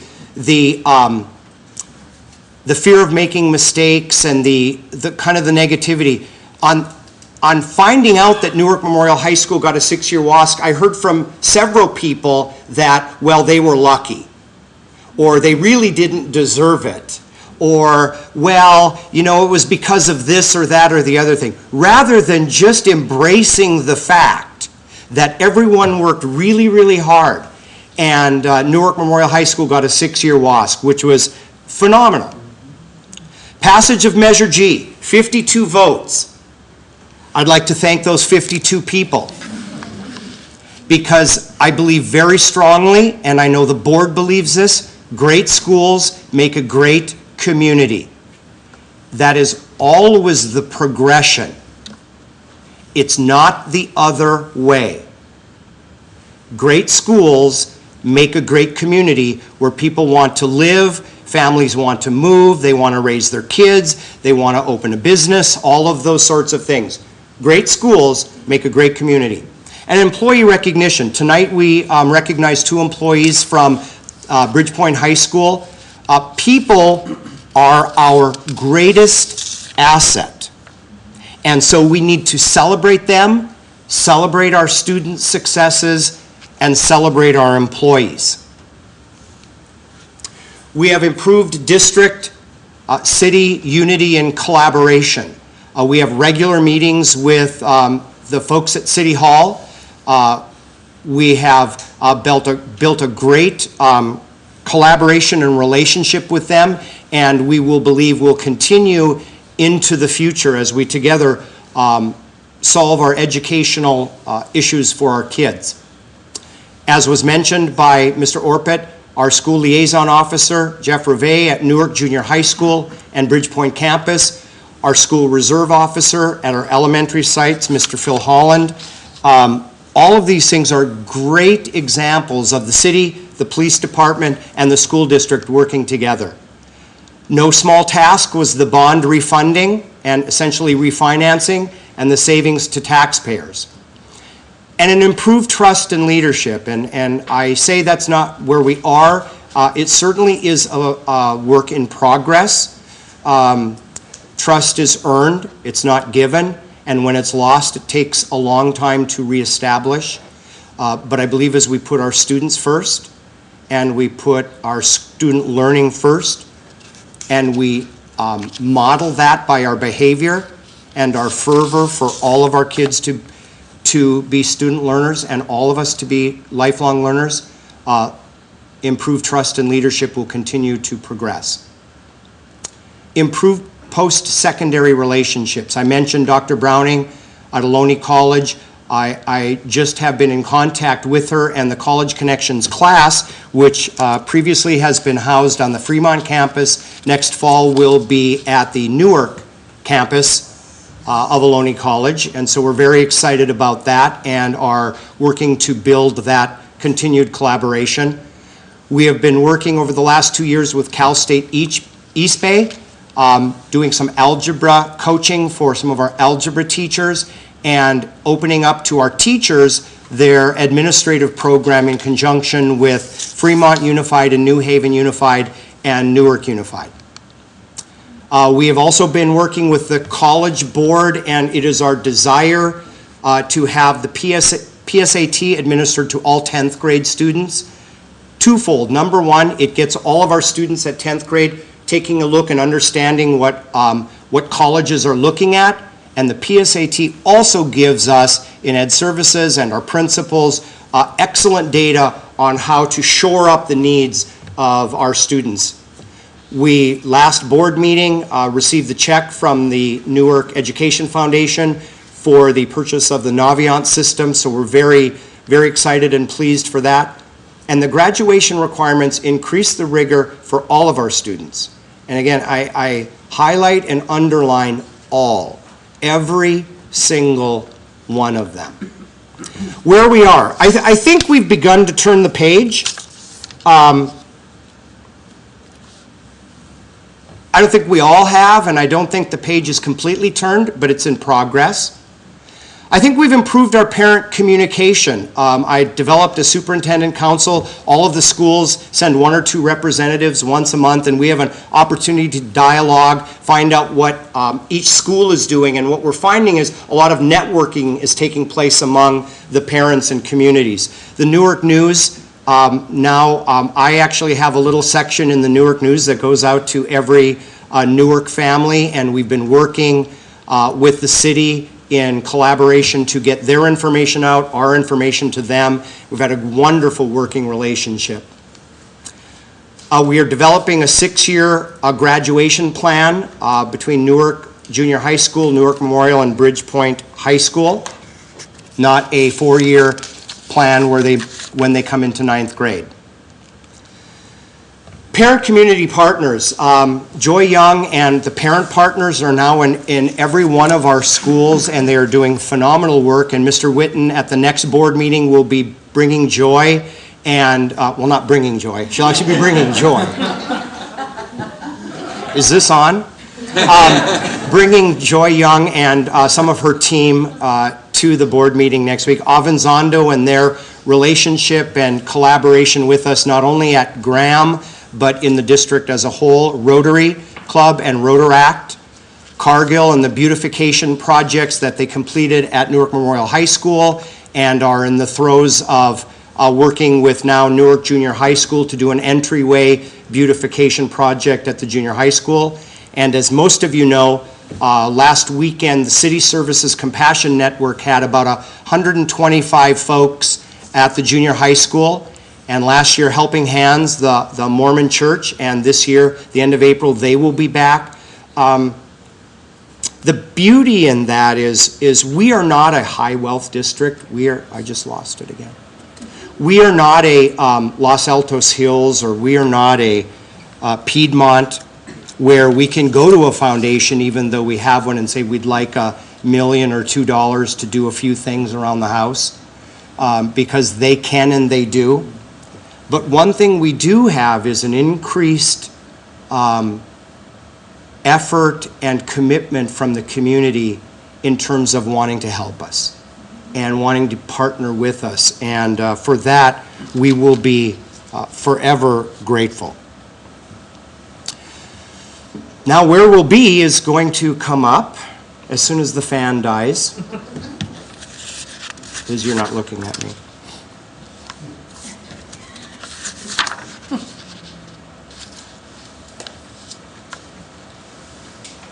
The other thing I do want to mention about where we are also putting together a plan for our site for all of our emergency plan and disaster preparedness.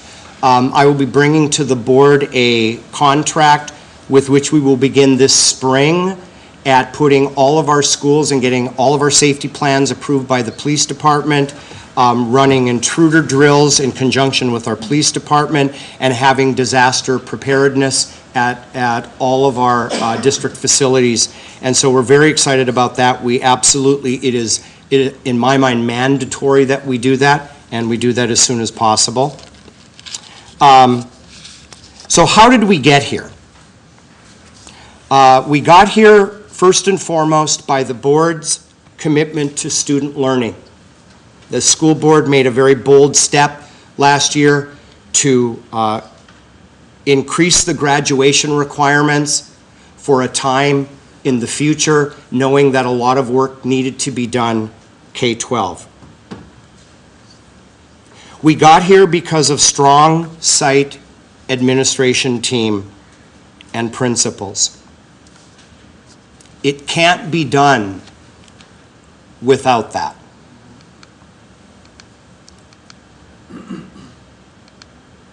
We have positive parents and community members who are figuring out ways to get it done rather than to tear it apart or break it down.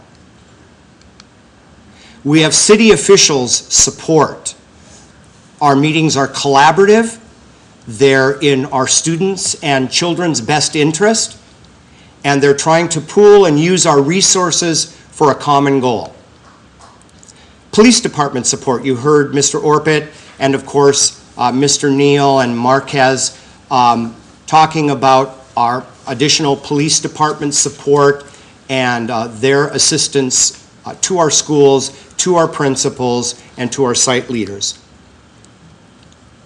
So how did we get here? We have some of the best students that I've ever seen. It is an absolute joy to go into classes and see teachers working with students, students working with students, to see the unbelievable diversity that is in Newark Unified School District, and to be a part with our students is really a joy. Our teachers and our staff, absolutely some of the best, most committed men and women. Our Newark Teachers Association, we meet with them every month, and in negotiations they have been very on the forefront of innovation and on the forefront of taking a look at how we can do things for our kids and for our school district. CSEA, it goes without saying that all of these beautification programs and all of this support of labor could be an issue for CSA. But as we've had that discussion and we've talked about the fact that due to the fact that there was so much deferred maintenance that was deferred, we've got to get our sites up to where they are as good on the outside as they are on the inside. Our site administrators, some of the best I've been around. Our cabinet and our executive cabinet provide strong leadership. So where will we be? Every school well over 800 in their API. A singular focus on student learning. A focus on K-12 literacy. We are talking very seriously about having a primary element of summer school which will focus on English language arts for our K1s and 2s, taking our most at-risk students and providing a singular focus of literacy, because we found once they get to 3rd, 4th, and 5th grade, the divide becomes greater and greater if they haven't closed that divide by 3rd grade. We will be a model school district, a model school district of efficiency, of encouragement, of excellence, and of excitement. Graduation requirement increase will increase our math and science offerings at our secondary schools. We would like to increase access to all students into our advanced placement programs. We have been talking with Mr. Neal about pre-AP classes beginning at Newark Junior High School, and again, increasing rigor all the way across our continuum K-12. Every 10th grader taking the PSAT, we are looking at an expository reading and writing class, which is predominantly a senior class, but is an excellent, excellent class to get every student ready to write and to read as they move into post-secondary education, and a strong alternative education center.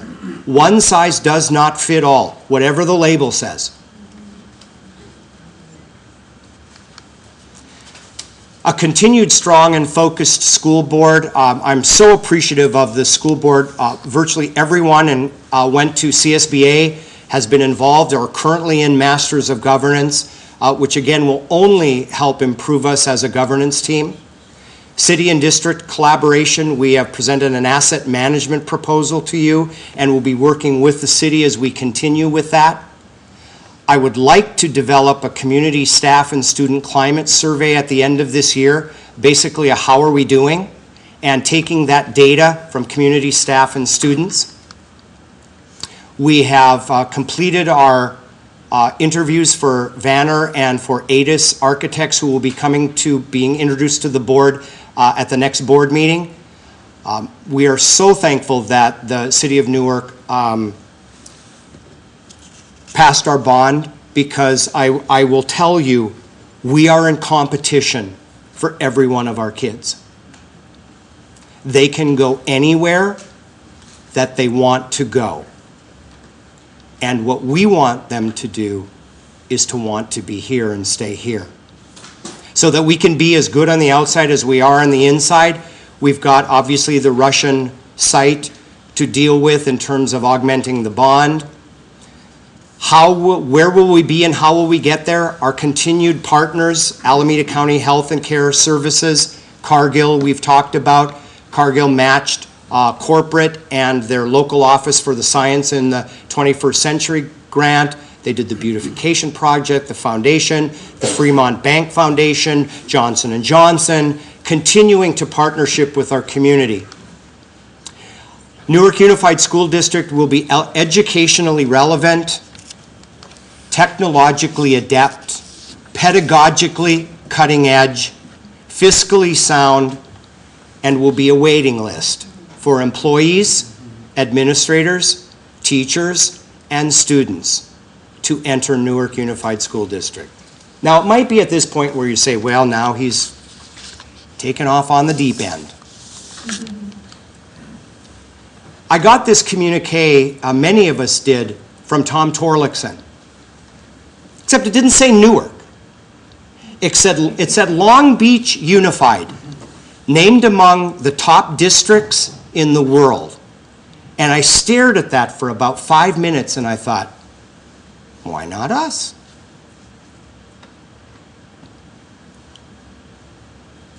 And my question to each of us, why not us? It starts with a vision that is implemented, that's a singular focus on student learning, and whether it be Tom Torlakson or another state superintendent of public instruction, Newark Unified, named among the top districts in the world. It only happens as each and every one of us commit ourselves to student learning, because it's all about our kids. Thank you.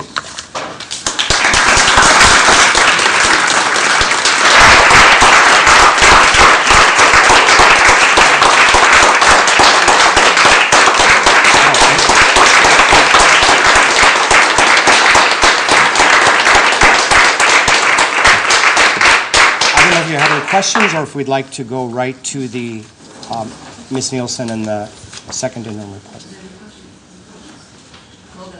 Thank you. I would like to introduce Elaine Nielsen, who will be bringing the second interim report. And as I said very briefly, Executive Cabinet has been very, very helpful and powerful to me these 2 years. Elaine is certainly no exception to that. I also would be remiss if I didn't mention Liz Warren, who does her best to keep me in line and keep me on task and keep me at my meetings and all of the things that I need to do. She is irreplaceable. But it's a pleasure to introduce my colleague and friend for, gosh, these now 10 or 12 years, Elaine Nielsen. Thank you, Dr. Markin, President Crocker, and the Board of Education. I'm very happy to be presenting the second interim, but following after Tom Orpwood and Dr. Markin, I'm not sure if I'm the one that should be doing this. It's been a pleasure, and I have to say that not all the work is done by myself in putting these reports together. I have a fantastic staff in the business department led by Noreen Bastian, our director of fiscal. So I want to make sure that everybody understands it's not a one-person operation. And the second interim, as you know, is required by the Education Code to be submitted twice a year. And these, we're getting back up to speed.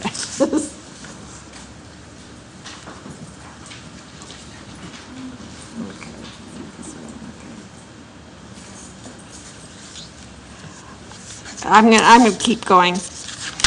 But a lot of this you've seen before. Again, we're showing charts of the enrollment and the average daily attendance. The projections that were used this year, or for the second interim report, for the 13-14 and 14-15 school years, I had the help of Davis Demographics and the program that we installed last year. So hopefully these will be a lot closer when we're going forward to determining the staffing at each of our schools. Again, the revenue assumptions we used is calculated using the cost of living, the deficit factor, and we're using the 11-12 P2 ADA because we are in declining enrollment. The federal categorical programs, they are current year entitlements and their prior year carryover, and the same is for the state categorical programs. The flexibility has been extended through the 14-15 by SB 70.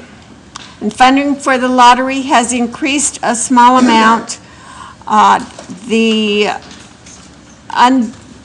unrestricted lottery was at $117. It's now at $124.25. And the restricted part of the lottery was at $17.50, is now projected to be at $30 per ADA.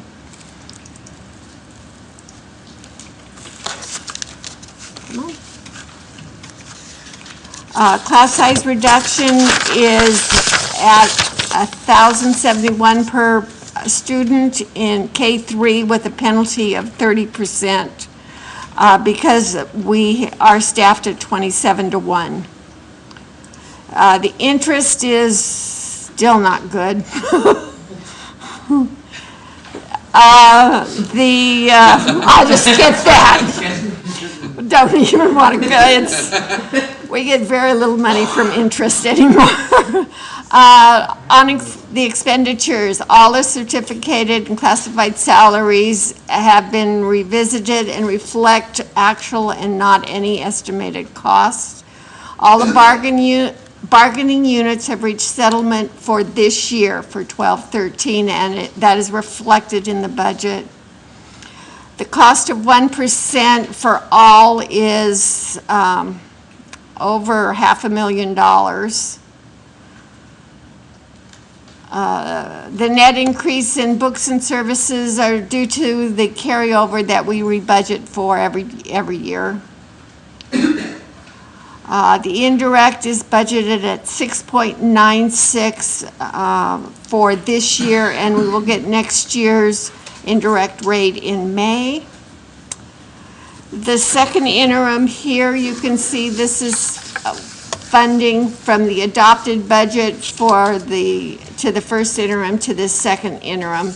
And there really is very little change coming through for the second interim.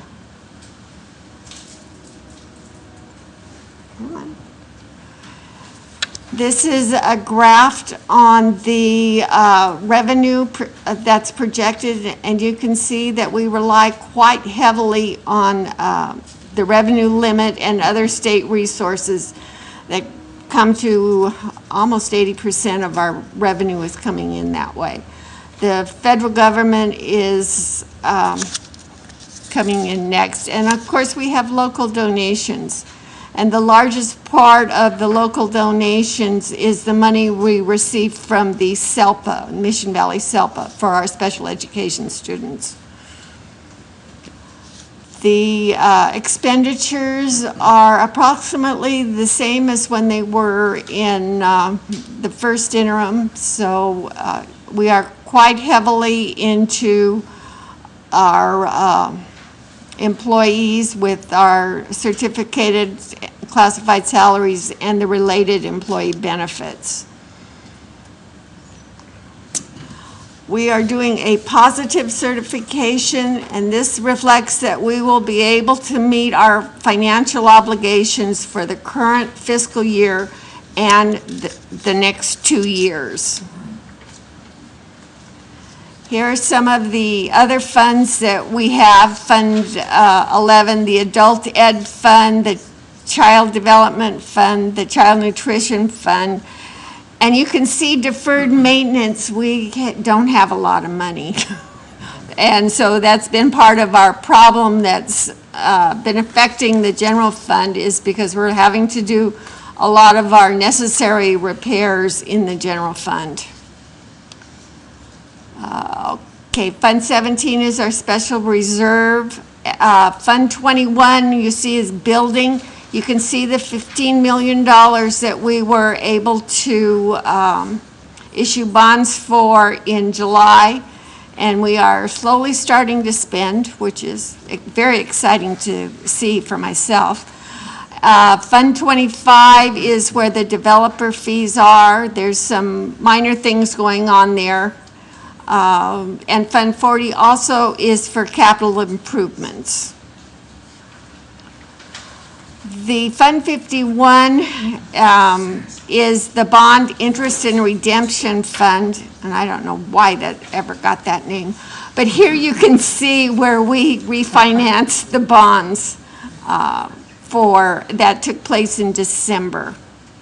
And then, of course, our self-insurance fund. Proposition 30 passed in November, but there was no increase in revenue coming from the state to the districts. It just meant that we had no additional cuts. We still have continual deferrals of the principal apportionment. Instead of being 40% deferred, it's only being 20% reserved due to the Proposition 30 passing. This also established a new Education Protection Act, which we are still trying to find out what all of this means. There is special reporting requirements that were mandated by Prop 30, but no regulations have come out. This fund cannot support or pay for any salaries and benefits for administration. Future impacts. For Newark Unified next year, we're looking again at declining enrollment. We have cost of step and column movement for all of the associations, and we have the negotiations themselves with NTA and CSEA that will affect the budgeting process. The governor's budget. Over time, the new funding model would replace the revenue limits and most of the categorical funding. This is only a proposal and is not reflected here in the second interim on the advice of Alameda County Office of Education and School Services, and also School Innovations and Advocacy, the three places that I use to help me decide on how we process the budgets. This also will create, if the new funding model goes into effect, it's going to create a district plan for student achievement that has to be adopted with the annual budget.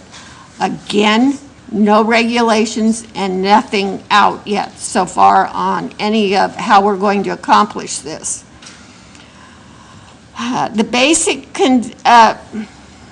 part of the district plan has to include basic conditions for student achievement, programs for low-income and English language learners, how we're going to do the programs to help ensure their success. And it also, we have to explain the implementation of the Common Core standards. All of these three elements have to be in the plan, but again, no regulations from the state on how we're to accomplish that or what it's supposed to look like. So it's still all proposed.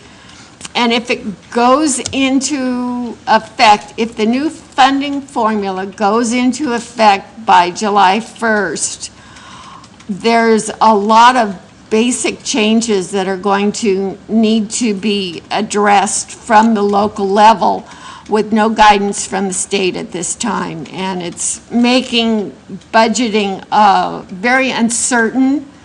And I will be preparing two different scenarios, one with the new funding formula being adopted and one without. So it's making budgeting just about double. Any questions?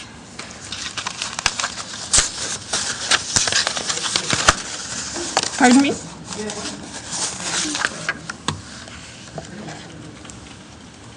Nielsen, thank you very much for an excellent report. May revise, when that comes out, are you going to make a presentation right after that, or just a small one? Yeah, the May revise usually comes out around May 15th. We got a notice yesterday or today, I think it was yesterday, that school services is being offered their workshop on May 20th in Sacramento. And I know it, Noreen and I'm asking E-Cabinet tomorrow who wants to attend, because it's going to be quite a bit different than it has been in past years with this new funding formula. The LAO office has come out in support of the new funding formula. So it's going to be a lot of legislative balancing that's going to have to be. Thank you. Mr. Renzinger. Thank you. Just a quick question on the ending fund balance. Did the ending fund balance include the $2.8 billion contingency on the November election? Well, it's been a little bit distributed, yes, but yeah, since we didn't need all of the 2.8, it helped offset some of the things that needed to be done. So that money has been reapplied to other accounts then? Basically, yes. Okay, so it's not all inclusive in that? No. Okay. I was a little surprised actually with that, because I thought the ending fund balance was going to be a little bit higher. It's hard to say. The ending balance will go up. How much, I'm still researching. I'm going through right now within the budgeting process. I'm doing all of the reviews of every account that we have, and we have over 20,000 accounts I can get it done. Yeah, no. Yeah. But I'm doing that, and I'm doing a comparison looking at the 11-12 year, where we are this year, and then what I think the projection should be for next year. So I'm going through a long, laborious production to make sure that maybe I need to reduce some of the expenditures this year that won't be spent, because we're coming now very close. We've got about, 2.5 months of school left. And so I'm hoping that we don't need a lot of other major repairs between now and then. Yeah, there's really not much to comment on the second intern, because it looks a lot like the first intern, which looks a lot like a budget. So there's really not a lot there.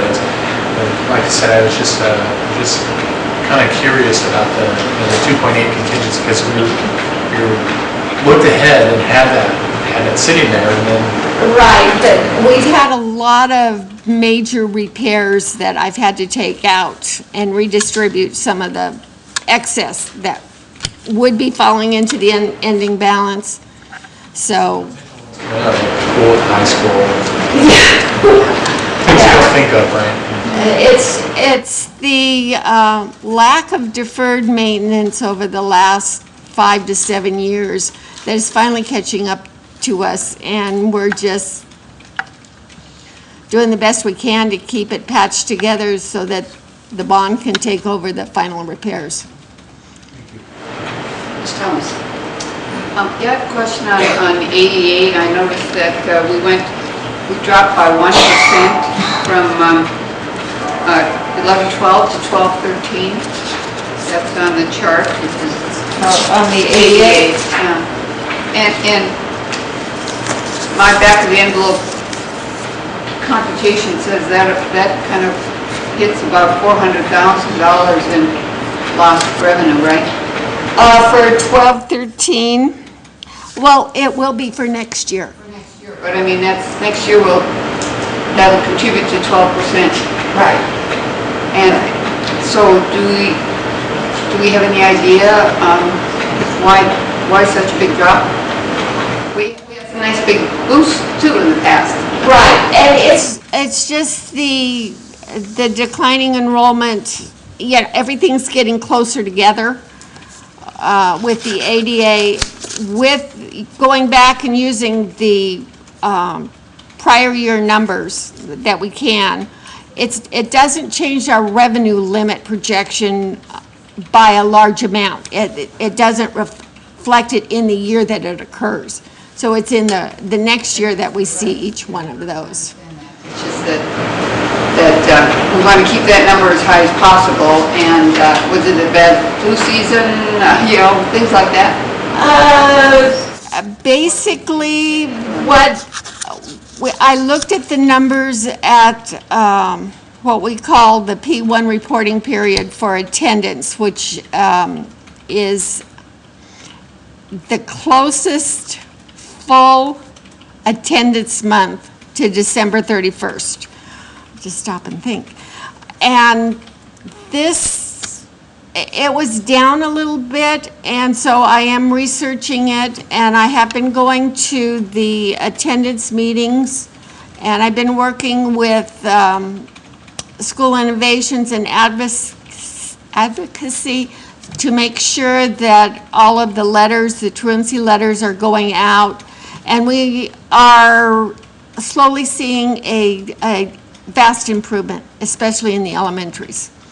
So we're working on that to get that current. But I have been working with the attendance clerks and to make sure that our enrollment is correct and also that the attendance is correct. Are there any other questions? Thank you very much. It always is an enlightening report. Thank you.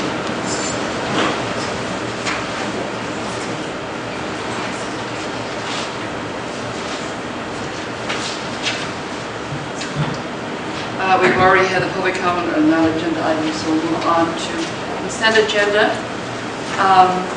Consent agenda are groups of items that are lumped together for approval at one time. We do have the ability, and the public has the ability, to pull an item if they so choose to address it and discuss it. The first one has to do with personal items. Is anyone interested in pulling that? Okay, go ahead. Move approval of A1. Second. Mr.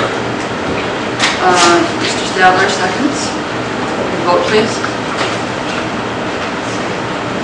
The vote is 5-0. Our student has gone home to do her homework, so your vote now will be a potential of 5-0. The second group are non-personnel items, and they have to do with, there's B1 through E10, thank you. I personally would like to pull B9 through B10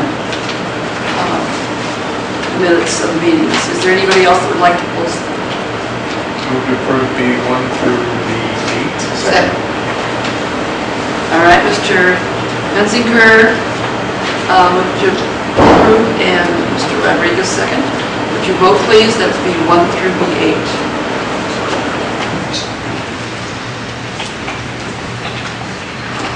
It's 5-0.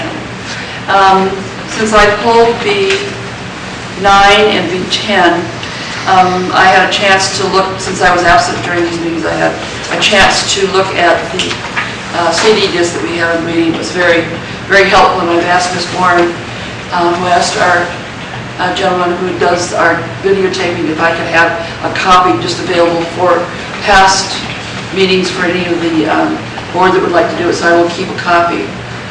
So if there's a meeting that you'd like to go back and look at, you can do so. I have them right here. That being in mind, even though I was able to view it, I was not here, so I have to abstain from voting for both B9 and B10. Aren't those available online, so you can just... They are. The problem is I can't download. It takes me 45 minutes to download. So this is a much faster version for us. Move that we accept B9 And B10 too? and B10. I second that. Mr. Rodriguez moves that we accept B9 and B10. Ms. Thomas, second to that. Would you please vote?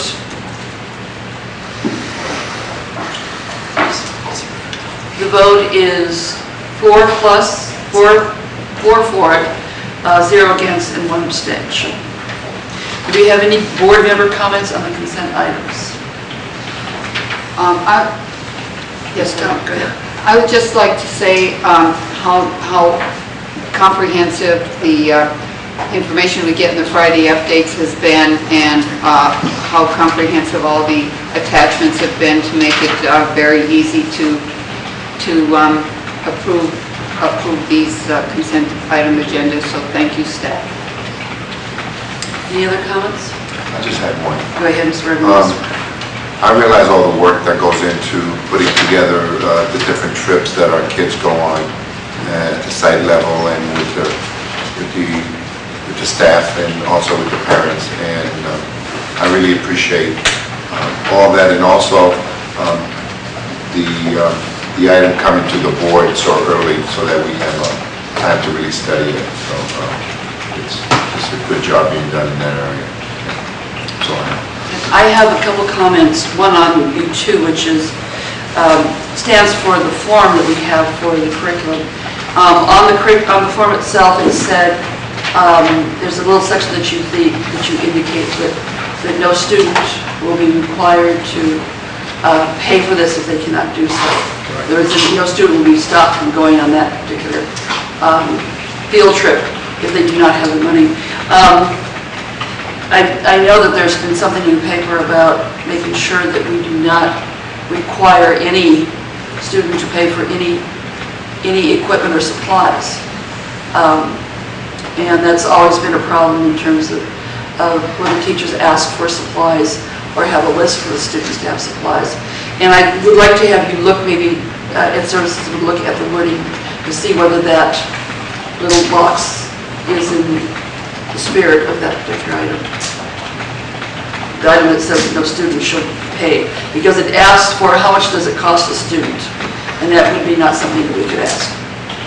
So it needs to be the cost per student, perhaps, or something that indicates, so that there's no indication at all on any of the activity forms that there is a cost for an activity.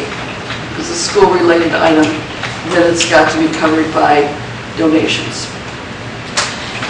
And for B3, it talked about the memorandum of understanding for internet service, and there was a very nice, on page 8 and 9 of that particular item, there was a very nice listing of the internet etiquette.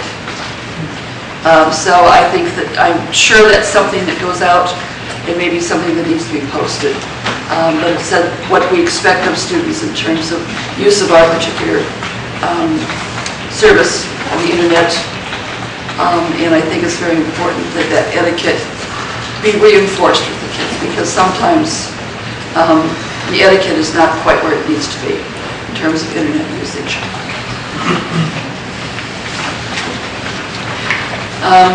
Any other comments from board members? We now go to the employee organization. Mr. Will Smith, are you going to present something from the NTA? Thank you. Thank you. Thank you, Board.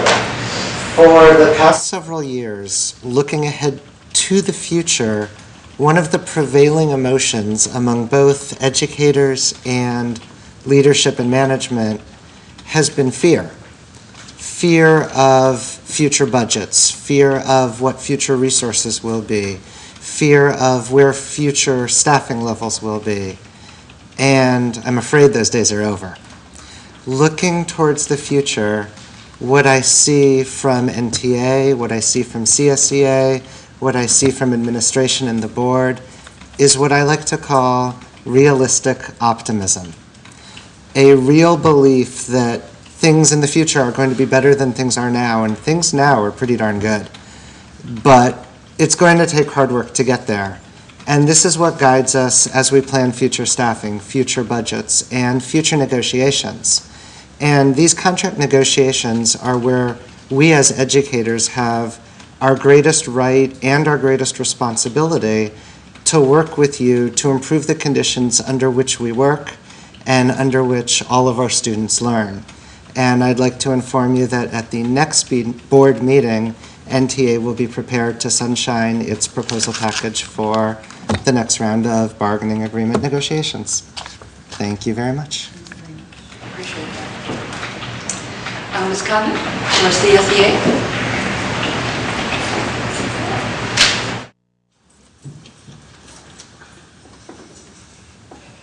Hello, President Crocker, board, and Dr. Martin, staff.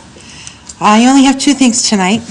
One is we had invited you guys all to our CalPERS meeting at the last chapter meeting, and we didn't get you guys, you were busy, but we wanted to let you know that meeting went very well. It was a very informative meeting to the people that were there, and God bless you. And there were a lot of questions asked and a lot of questions answered, and Mr. Rob Fechner said to me if anyone had any questions or still needed some information to feel free to ask. So I'm telling you, if you have anything you want to know or you know someone who does, you can guide them to me and I could get that message to Rob and he'll see his best to see about answers. The other thing I have is we will also be kicking off in the next chapter a fundraiser for CSEA Chapter 208. This fundraiser doesn't cost you anything, not a dime. But they're allowing us to offer it to friends and family, and we feel you guys are friends and family. So I'm here to tell you that it's with UIP. It's United Insurance Partners, and if you were to call them for a quote, and it's just for a quote, you will get, I think it's a Starbucks gift certificate or 2 movie tickets. If you choose to go with their programs, then, and it's auto and home, if you choose to go with their programs, and then we would, as a chapter, get the fundraising benefit. So I will make sure that Mr. Tim Irwin gets that information. I can send it to you guys too. If anybody needs it, feel free to call. Just remember Chapter 208 for CSEA. Thank you. Have a good time. Is there anyone here from NUMA? Oh, good, thank you. Good evening.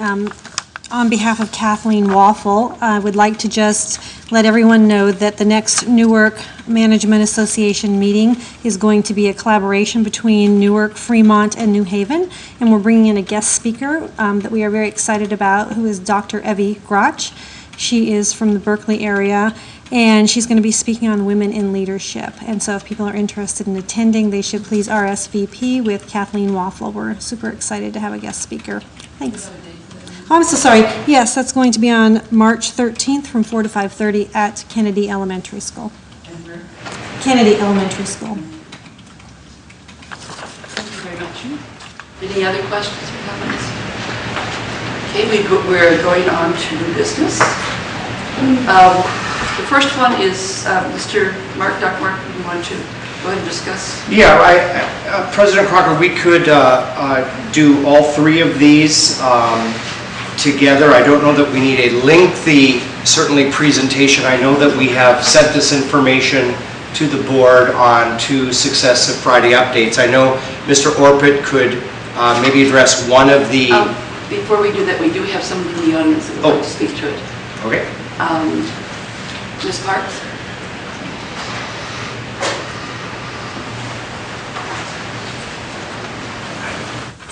I don't know if this is better to get up before Mr. Orput or after, because he always puts on such a show. Actually, kind of wanted to hear what he had to say first, but that's okay. Back when the board voted for the adult ed program to be cost neutral, there apparently was a misunderstanding as to what that meant. I appreciate the full disclosure that's going to be outlined this evening. If you approve this item, you will be reverting approximately 1/3 of the adult ed Tier 3 monies you currently sweep back into the program, instead of having the $102,000 that was budgeted last year from the general fund. I would request that you consider other Tier 3 monies you currently sweep, such as the school improvement monies. The school improvement money was to be used to supplement programs this district does not provide. Not all sites in this district receive the same level of funding, thus all students aren't provided with the same learning opportunities. Mr. Mensinger mentioned in a previous meeting that not all sites have the Read 180 program.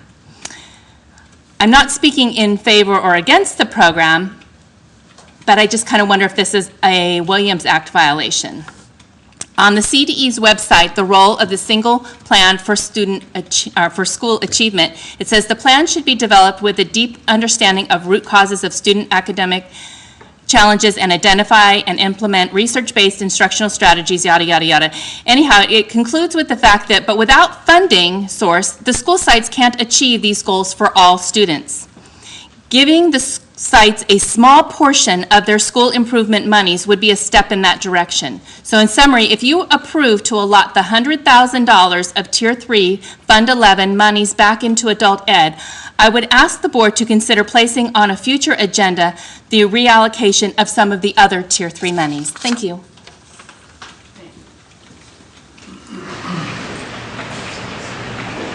Mr. Arpit, did you want to address A, B, and C? Pardon me, President? Did you want to address items A, B, and C? Oh, absolutely. So what we're doing is we're trying to provide the best services we can for the Newark community.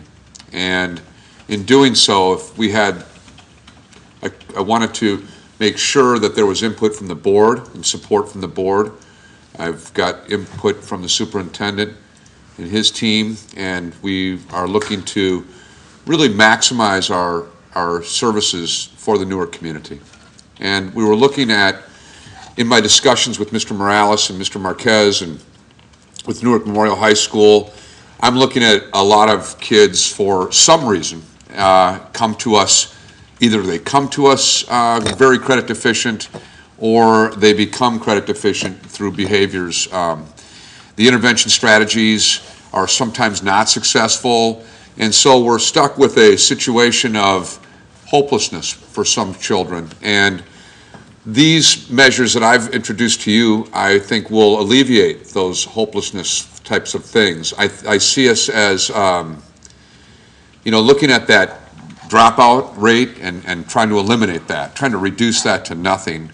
I'm offering a seamless set of services where we can take an at-risk learner and try every intervention strategy we can, ultimately to get them to graduate from Newark Memorial High School, but if they can't, give them opportunities in career tech ed and college that they normally would not get without a high school diploma. I know that when you look at, when I studied being able to go to WASC, let's say for adult school, and even for our other programs, having the extra 40 elective units, what I saw in the classroom was spinning of the wheels, holding people back, and predominantly it was the immigrant population. 65% of my kids at Bridgepoint go home and don't speak English at home. And a lot of kids come to this country and as an older child, and so we have an undocumented population. Oftentimes these populations have difficulty getting transcripts and getting things together, and so we just kind of piecing people together. What I think we can do with articulation with the high school, we can intervene a lot earlier. We can get those roles set up in May for next August. I'm really convinced we'll do that. In working with Ms. Torres and Mr. Morales and Mr. Marquez and with that staff, we're targeting kids earlier, but we still have a list of kids. And I have 34 seniors at risk of not graduating at Bridgepoint. Talking with Mr. Morales and Ms. Torres, you know, they've got some kids there that are just not going to make it. And so, not making it easier. When I asked you to reduce the credits at Bridgepoint, what we did was we turned around and we made that academic rigor more difficult. If you went to the campus and talked to kids, I don't think they're not writing things about me in the bathroom. Well, they maybe are, but we're cleaning them up very fast, so you don't see those. But they're a little bit angry because there's a lot more academic rigor, a lot more tension there, but they understand that my focus and our focus as a staff is to get them to learn how to write. So in doing so, we were able to clamp down on what curriculum we did offer and have that quality rigor that we needed to see. I'm seeing an improved, hopefully our test scores will show up, and I'm seeing an improved student population that's better prepared for college. I mean, granted, I only have 1 year benchmark to look at. So what I ask you to do tonight is, one, say that we should have an adult school. I see us as concurrent enrolled, dual enrolled. I see us with that 18 to 22-year-old set as being the predominant enrollment in that population there. I think if you don't offer those services in Newark, we're going to have some problems with a big segment of that population. So I'm asking for you to perhaps go on record to say that we will budget this much. In return, I can't say with certainty, but I'm hoping to maximize services, reduce that impact on the general fund. And then the reduction in credits, I think will affect, about 20 Bridgepoint kids this year that we're hoping, I'd say 16 will probably end up transitioning to the adult school. These are kids with less than 100 units. This year we took a lot of kids that were, well, they weren't taken in the past because they couldn't show that they would improve. And I think these three measures are going to be excellent. The third measure is cleanup language. Anytime I would say that I would offer a credit for something like a career tech ed program, I would certainly get this approved by the board before I would do that. It's just allowing us to have the latitude to do that. So I think the third one is probably not as contentious as others, but I believe that we can have a first-rate program here in Newark, and we can serve the community and eliminate that impact, that negative impact that a non-graduate would have on the community. Do we have any comments? Mr. Menzinger. Just sort of a housekeeping question. Dr. Markin, these three items are brought before us, but it doesn't really have a staff recommendation. What is it you want us to do? Is this for our information or for discussion, or do you want us to vote on something? Or there is this on B, there is that. B, there is on the 40 credit elective reduction for the adult ed. Oh, I see, and there is one for A as well. My fault. Under C, there is. There's not. C was not. Oh, yeah, there is. Okay, so you want us to approve the plan and then approve the credit reduction? Yes. That's what you're asking. Mr. Rodriguez. Yeah. Mr. Ortman, thank you again for staying, with us. My pleasure. On page 2 of our readout, it says this request is also made with the understanding that, and 7 things are listed. Sorry, Mr. Rodriguez, which item are you? The adult ed. Oh, I'm sorry, the adult education. The first one. The first one. Okay. So, my question is, I understand fully the fact that we need to provide our at-risk kids an opportunity to catch up and using the adult school to do so. And that would be up to the age of 19 years old, unless they're special ed kids. But once they're over 19, and then it becomes more of a GED program. So they would have to pay for that, and that would be a fee base. Is that my Yeah, is we that would correct, or? always subsidize all literacy programs with a fee. I mean, it's, yeah, we have to. Okay, now, it says, on number 7, it talks about adult education develop first aid and cardiopulmonary resuscitation courses. Are we partnering with anybody like Red Cross or Kaiser or anybody to do that? Or? You know, I have an extensive track record. What I do is I bring in CPR, and I do infant to adult with AED, and I get a Red Cross certified instructor, and I have 10 people pay for that course. And then as soon as those 10 people pay from the outside, I release it to the school district, and I get people from every school to be CPR trained. In Berkeley, we managed to cover the whole district in a 3-year period with CPR and first aid trained people at each site. That's my intention here, it's a condition of employment for our medical people, and this is a high medical sector in this area. With Kaiser Washington Hospital, you need CPR, first aid, certification, you know, periodically every 2 years for CPR. So I'll pay for it with that condition of employment student and then offer it up to anybody. As soon as I break even, it goes out there. I had one last question. Yeah, but I'll hire a teacher for that. Okay, appreciate that. When we talk about being fiscally sound and being fee-based, and I'm talking about a standalone adult education program or a course where you want the fees to pay for the teacher and the supplies. Right. At what point, if you're setting, I mean, if you're looking at 30 participants or 30 students as best case scenario, at what point with you as an administrator, if it falls, let's say under 20, because then it's going to cost us money because we don't have, you know, the correct number of students. So I guess what I'm hoping doesn't happen is that we allow a class to go so low that it isn't going to pay for the teacher and the supplies. So it would take, and I'm sure that you're going to be watching this, to make sure that the participation level stays high. You don't have too many people that are going to be opting out of a class where it's not going to be, you know, cost neutral rates of the fees. In our literacy programs, in our high school diploma, we're closed. We can't take any more, we're at capacity. We'll probably take some more. And so those fees are up about as high as they can with that population. So if you think about literacy, I don't know of an adult school that's being funded on fees to cover their ESL and their high school diploma and their adult basic education.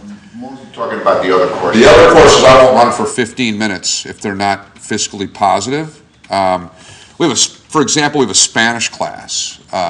Ms. Del Rio teaches it, and we tried to run it twice and closed it. We had 8 students, we had 9 students. You need 10 to break even. I won't run it with 9. I mean, I won't do it. Some don't like that. I can't, in best interest of this board or the superintendent, do that. So I will always guarantee you that. And now we have classes that are traditionally definitely revenue positive, if not neutral or positive, and that's the taiko drumming and the toll painting.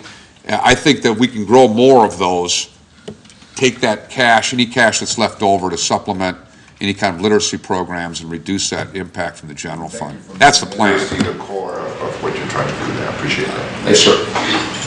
Ms. Thomas, thank you. I really appreciate the work that has gone and the planning that's gone into these 3 items. Thank you. The question I had was on the same set of numbers that Mr. Rodriguez pointed out. Mine is number 5 that says Newark adult education student fees are allowed to be carried over from one fiscal year to the next. It seems to me that since we're already taking money out of the general fund, that it's not like a categorical program where you can't spend that money at the end of the year on something else, but we should be able, it seems to me, to have the ability, if you turn into be a money-making machine and we don't need the full 100,000, that we can use whatever is left over at the end of the year for other district needs. Yeah, in my discussions with Noreen Bastian and with Elaine Nielsen and with the superintendent, my intention on that was to provide a little bit of stability and just have an articulation of what happens with those student fees. It's funny because I raise money in a Bridgepoint fundraiser, and that's a student body account fund, and boy, you got 1,000,001 regulations, but we take $1 from a student in another area and we could divert it to another thing. I think in that, in good faith, I would want to make you money and give you money back. I can't say that for certainty right now, but certainly in running a business, if I can plan, and maybe we do it like a capital outlay, where we take some and put it aside and say, I don't need that. I'm going to run my school with this. And then we get to a certain point and say, I really don't need that. Take it. And I won't, I'll be really in contact with the business office and the superintendent on any of those moves. So I didn't know how to word that. I have seen adult programs where all student fees are swept July 1, and then it becomes an adversarial relationship between the adult program and the, like, how do I hide this money and where do I spend it? And, I've seen people buy things, materials that were useless because they were hoarding, and this fear mentality. And I have seen effective, efficient programs like the one in Mountain View that Director Rodriguez brought up, flourishing community education program that's really helping supplement that literacy program over there. I mean, they're going to be kind of like a model school to follow. And it's because they lean less and less and less on the district, but they have that stable funding source where the academic leader or the instructional leader can actually plan and carry out courses. I'm kind of saying, if you give me a chance, just give me a chance for a year or so, I can set the ship right. If I don't know, or if there's uncertainty with those student fees, it'd be hard for me to budget salaries the next year. Mr. Stadler. Yeah, I want to know, on some of these courses that you're offering, are we competing against duplicate courses being offered by Silliman and the city of Newark? I mean, you're talking about first aid and cardio, pulmonary resuscitation courses. Are we actually duplicating some of the programs that are run by the Silliman Center, by the city of Newark, and we'd be in competition with them? It is not my intention to do that. We've had articulation with Silliman, and I don't know, are they doing CPR on first aid? We're going to introduce that, but as a condition of employment, I would never go in competition with a community-based organization if I couldn't. If you look at Alameda, for instance, look at the Parks and Rec relationship with the adult school relationship with the senior center, those kinds of relationships that you make with community-based organizations can make your district stronger and your program stronger. If we can work in partnership instead of against each other, we can be better. So I don't know of a program that we're running, trying to do a fit. To see if we're duplicating programs that are offered by. Yeah, I have been looking, I have been following it, and I do not know of one. There was an area where we were getting into fitness. We were going to do a boot camp. We did a boot camp program. We tried to run these fitness programs. What I think the district should do with community-based programs is this. I particularly shy away from people trying to promote their own business. Financial planning sounds good on the outside, but it's somebody trying to promote their business. I think foreign languages are great. Anything that promotes nutrition, health, safety, welfare of the community are things that we could invest in and not be in competition with another community-based organization and do a good thing for the community. Director Stadler, do you have any suggestions on how I can ensure that? I don't think we have yet, but I want to make sure we don't. I know we did, like you say, on the exercise program. Right, I know that was. And I think just looking, making sure we're not stepping on toes. Right. I think is an important thing, that we're not duplicating something that we're in competition with. Am I looking at only Silliman, or is there other places in the city that other community-based organizations I should be aware of? Like the Y is Fremont, and I've kind of been in articulation discussions with them. Doing courses in our community also. At the clinic? Yeah, they do some. Yeah, they do. Yeah. So Are they it was just. are they the same population they're tracking? Yeah, I'll make that point before. It'll be a checklist on whenever we introduce a course. Is anybody else doing it? and take a good look around. I've been following the Tri-City Voice, which is where I see a lot of the advertisements for the courses that are happening, and I'm kind of going off of that. I'm looking for how to support the industry sectors in this area, and culinary arts, doing Safe Serve has come on my radar. Is that something we should do? Who's doing that? And we're in that discussion. CPR, first aid, and those kinds of things. I'm also looking at the shortage of certain areas in the medical sector of maybe we could go in and do some great things. But certainly I'll have to check with community-based organizations. Are we still offering the driver's course also through this adult ed? And so is that a money-making, I mean. It is, but the fees have gone up from the state, and we're going to raise our fees. All our fees, just looking at different costs of utilities and other things, we cannot keep offering the same courses at the same fee level. So the driver's thing, if you get a ticket, we're making money on that. Certainly, we're making money on that. We'd like to make more. And nobody, and I think that what they did was they took our name off of the court documents. I got to get our name back on. We used to be at the top, and so we get all these people in, and then they changed the court documents. And I saw our enrollment dip, and I said, "What's going on?" So we closed the class, our last offering. We didn't even run it. If I can't see if it's not going to make us some money, I'm not doing it. Just two quick comments. First of all, if there is competition from a community service or whatever, and you don't have 10 people enrolled, you're not going to run the class. So from my perspective, it doesn't matter. As long as you're not going to run the class, so be it. If we have a class and 20 people sign up for our class, and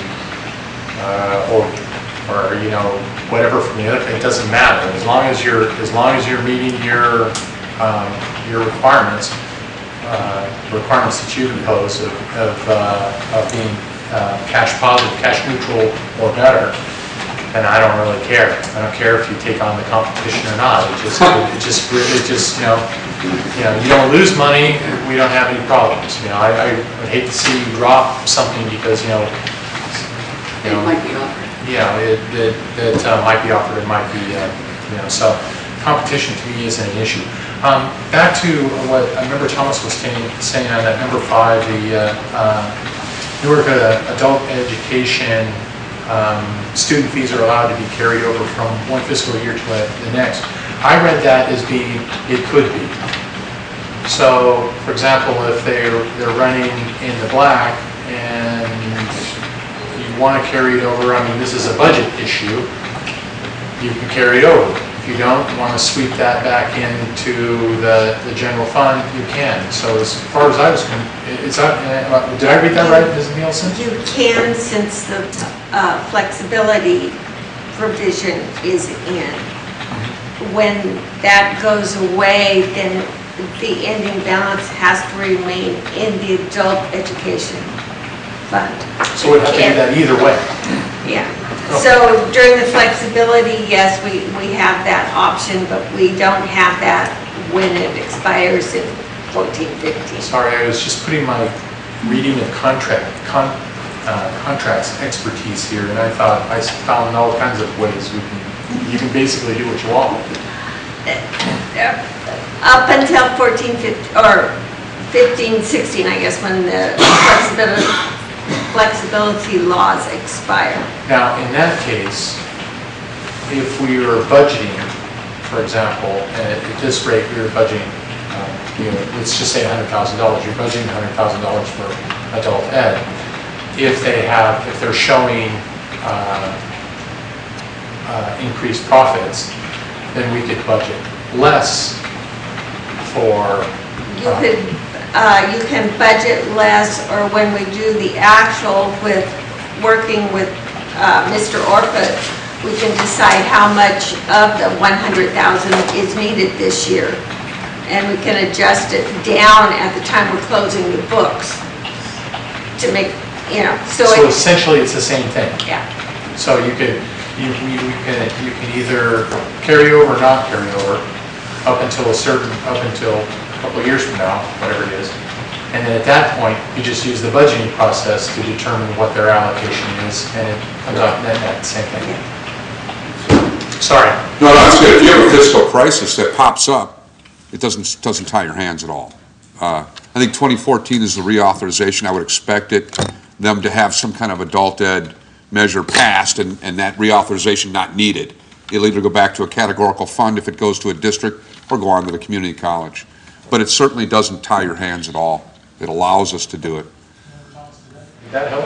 Well, yes and no. I mean, now that you brought up the fact that 14, 15, I've been under the assumption that all of these Tier 3 categorical programs, maybe with the exception of if it moves over to the community colleges, money will go over to that those would all be lumped into one big block grant, and that then it wouldn't be a matter of, no? No, the existing laws on flexibility, everything will go back to what it was originally, all of these programs, as the law exists right now. If the new funding formula comes in, then all that would go away. Right, so that, I guess I've been operating under the assumption that the push to the new funding formula will give us a lot more local control, and that's what I'm hoping for. Yes, the new funding formula would do that, but again, the adult ed portion of it has been pulled out and targeted for the... So we might have to revisit this whole plan if that gets sent over to the community college. Right. I have a couple questions. One has to do with the sweeps. We have swept some programs, money from some programs, and we haven't swept money from other programs. Can you tell us what ones we have left partial or complete monies in there that we could sweep that we chose not to? The largest two that come to mind are the BITSA program, which we've not swept, and the ROP program. Aside from that, then, and those are things that we consciously made a decision that we wanted to make sure the ROP program was maintained, and that money was designed for that, and the BITSA the same way. Aside from that, there's no other program that has maintained the ability to keep some of its money from sweeping. We have swept the money, yes. Okay, so this would be a step, a different step if we would go ahead and say 100,000 of the money that normally is for adult education will not be swept, but will remain in adult education. So that is one factor I think that we need to decide whether that's something that we really want to do. I think it's a big piece in terms of making the decision or not. My feeling is I think if we can afford it, I want to see the adult education program grow. And so I would like to see that. It also sets precedent for other funds that people will say that we need to keep the money because we have logical reasons for needing that money too. So I think that's maybe a conversation that we need to have.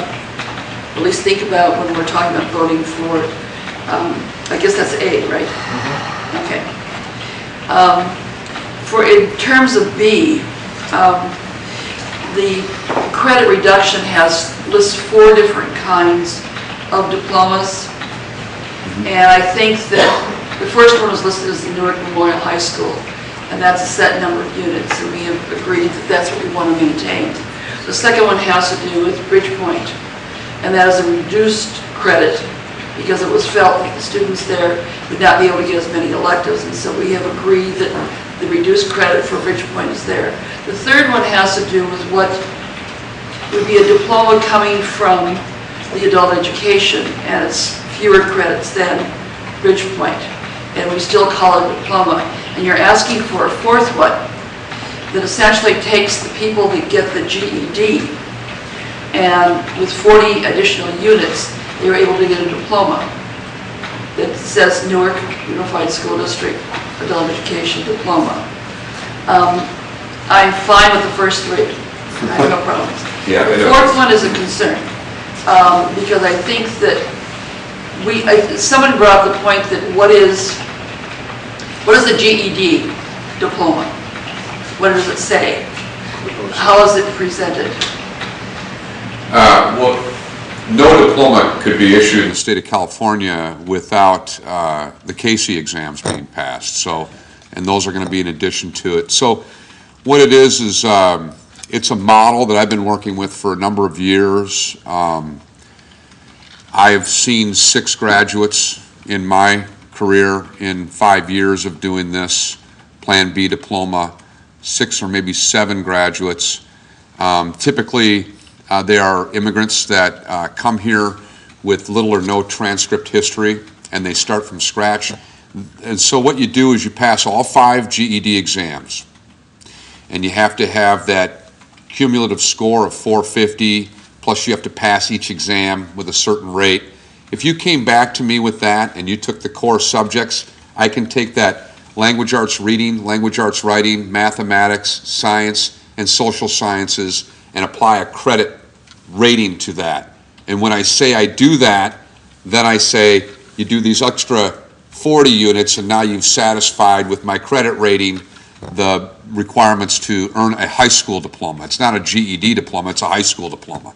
Okay, so basically, if the GED, you have requirements, are they higher than the base GED passing grades, or are they GED? In addition to passing the GED, I would have core subjects that you would have to complete, that we would have to, you'd have to complete at our school for us to see that. It's exactly. But in terms of the numbers you have in there, is the numbers that you have listed in there are for anyone who takes a GED. If they have to reach those same numbers to get a GED? I've had 2 kids at Bridgepoint drop out this year and opt to take the GED. They were so credit deficient, they just said, what for? I can't get to the 190. I'm not going to do it. And I would say to them, don't drop out, stop out. Go do your GED. But I think you might find that the GED is limited in some circles of employment, in some circles of certification. You might need a high school diploma. Come back and check with us. Either come back and get your diploma at the adult school and finish that high school diploma, or take your GED back, and if the board does agree to allow me to assess a credit value to that GED completion and make sure that all of the other basic essentials are met for that diploma, that I could issue them a high school diploma. I really believe that I've only seen it for kids that you can't get in the military anymore, ironically, with the GED. You know, and so when you got a GED and you go to the Air Force or the Coast Guard, they're going to say, take these community college classes. The Marines will take that Bridgepoint diploma right now. The Navy will too. The Army does but doesn't, and I have to work with these guys all the time. If somebody comes in with a GED, they're going to be attending, I'm going to think, for the Air Force and the Coast Guard, there's probably 4 to 6 classes they have to take at the community college before they'd even talk to them. So I'm just opening up for the immigrant. It's very important for a lot of immigrant people that I meet that say, I want my high school diploma. And I say, well, it'll take you 7 years at the adult school to hit the 180 mark right now, 7 years from starting. And that's just a long haul for somebody who's working, raising a family, probably having kids in our school. So in a better pathway would say to get your GED, and they say, well, I don't want the GED, I want the high school diploma. And I said, well, maybe we can work a way around where I can evaluate alternative means of mastery and award a credit value to it. So in the Plan B, I hate to say it, I would say, is it important? Well, I mean, if it affects 2 people, it's important to me. But if it's an ethical thing, I don't know. For the community, I believe those 2 kids at Bridgepoint, they did both pass their GED. In fact, I just had lunch with one last week. And I've been calling them to make sure. We had a kid went to Crossroads last year, suffered from a brain cancer disorder, and was out of Newark Memorial for so long, and then he came back into Crossroads, and he just couldn't do it. And he said, Mr. Rupp, I'm going to go get my GED. I don't want that high school diploma. I'm going to go to a community college. And for that, it's good. But for other things, you're limited with the GED. So GED, they can go on to school, but they cannot do the armed services. So the armed services would accept the Plan B as a diploma? You know, for the adult school, they're gonna always ask for some supplemental training. So I can't say, right now, the adult school diploma would require 2 classes to get in the Army, the Marines. I don't know why they would join the Marines, the Navy, and, sorry. You know, so they have supplemental things. If you go with just the GED, there would be 4 to 6 classes that would be in there. So I can't say that with all honesty. Crossroads can't get in the military either. Independent studies is not recognized by some of the armed forces. I can't, if a kid is in an intake meeting with me and they want to go in the Marines or in the Army or the Navy, I would say, let's transfer back into Bridgepoint for the last semester and graduate from there, because I invite these guys to come in and look at my program. We have a great standards-based direct instruction program there. It's definitely the needs of the service, whether we have wars or not, and who's enlisting are all kind of factors where those will change. If I had more time, I'd fight those guys on that they just don't know what kids do or what adults do to get a diploma. I fully appreciate giving credit for past experience that has not been in the classroom. And you said that if you had the staff to do so, that you could evaluate each situation and say, well, this person was a carpenter for 5 years and has these skills, and so this would be credit that would be comparable. I can see doing that. My concern is it's just based on the GED test plus 40 units. It's a genuine concern. Yeah. Genuine concern. Castro Valley's thinking about it right now. Alameda's doing it. Berkeley's doing it, and people have done it. And when I find out, you know, how is it going for you? Really, it's I think Alameda had none last year. Nobody applied for the Plan B. I mean, but it's there for them. And our trend for what you're talking about is NEDP, the National External Diploma Plan, and it's evaluating. That's going a little bit further with it. I mean, I don't know. But I'm just trying to break down barriers to achievement instead of set up walls. Okay, so remember Crocker and I were talking about this today, because I was a little bit confused on the terminology. And I want to make sure that we get the terminology straight. Okay. A GED is not a diploma, it's an equivalency certificate. That's correct. Okay, so it's not a diploma. No. So, but it's also standardized and tightly controlled by the state of California. Yes. So when you pass that, you have a certain amount you are demonstrating a certain amount of knowledge that is required by the state of California. Exactly. Okay.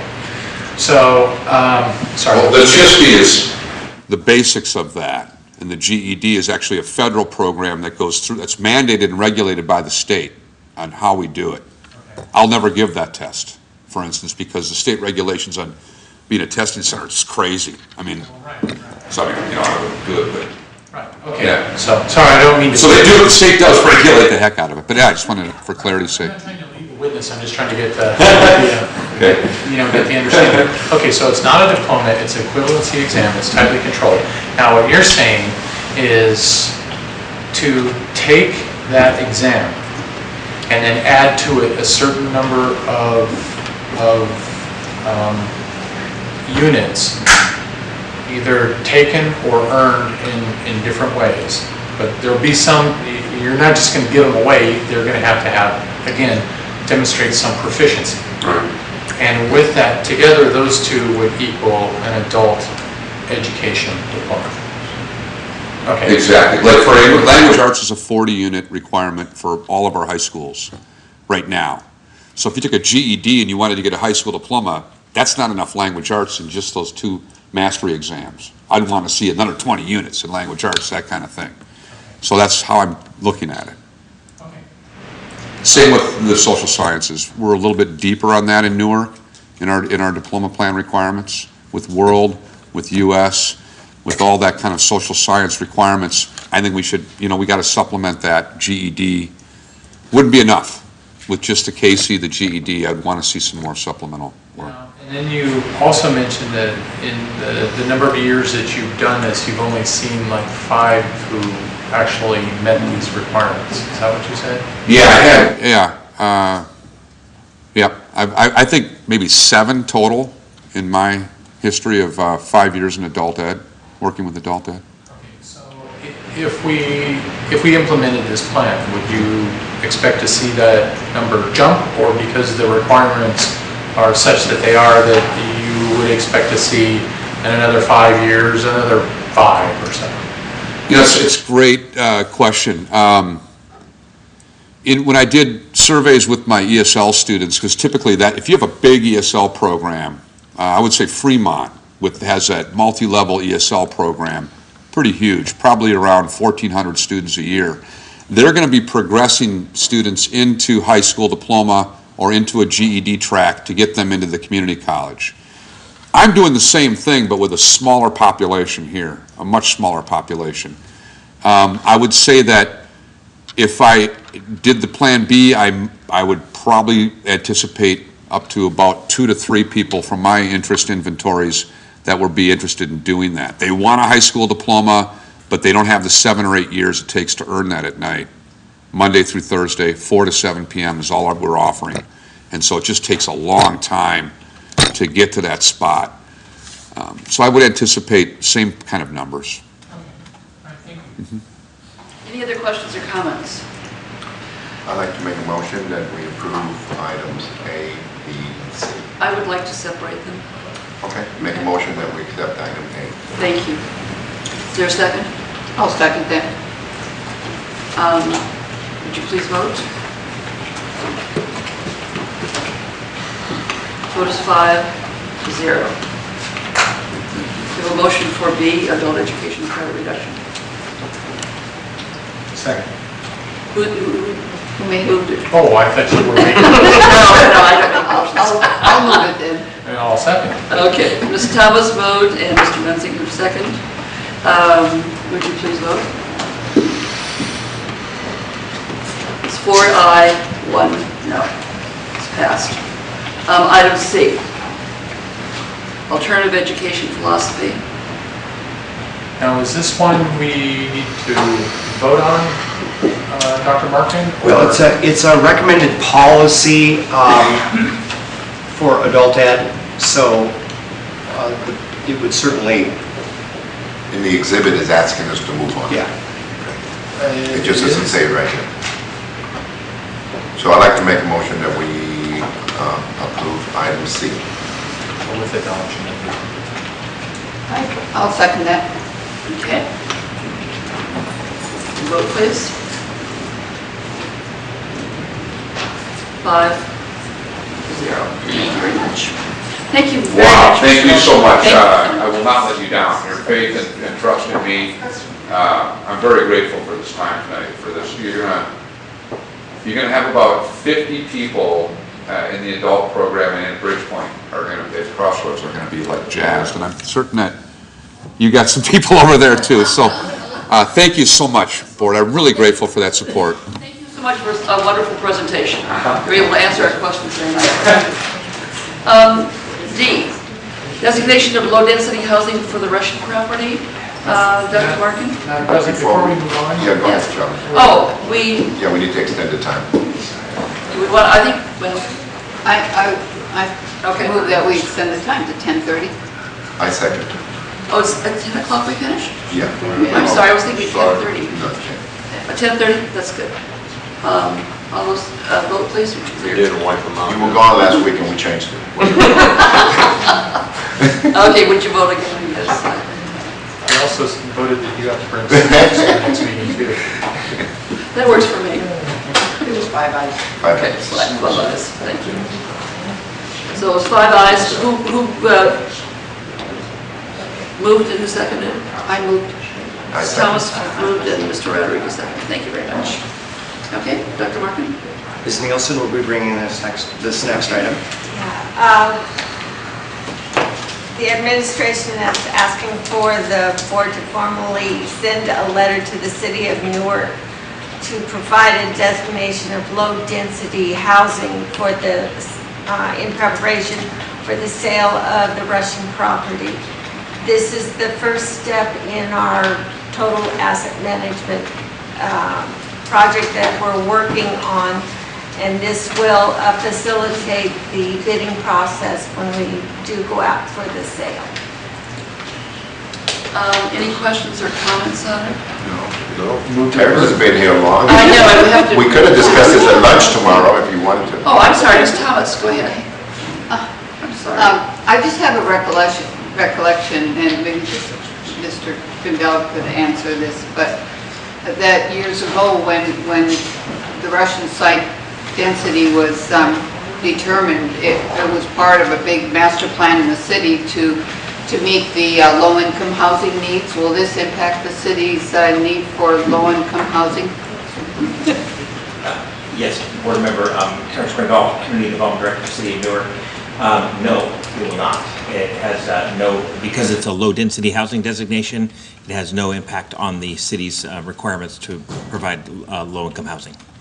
What is low income now, about 300,000 or? Slightly below that. Is there any talk at all about doing senior housing there? Or doing multiple dwelling in one? Or are they talking about single family? The existing zoning on the property is R6000, or a low-density development. That's what the surrounding neighborhood is as well. The general plan is for a school site. So the question is, in our general plan update, should we change the designation to match the zoning? So it's not for a higher density or any kind of attached product, but for the same type of units that are in the surrounding neighborhood. Thank you. Any other questions or comments? No, it's perfect. Okay, would you like to vote? Now, how about Let's have a motion. Motion. Okay, Mr. Stadler, moved. Who would like to second? Second. Mr. Menzinger, second. Vote, please. 5 ayes. Thank you, Motion Mr. passed. Brindell. Yes, thank you.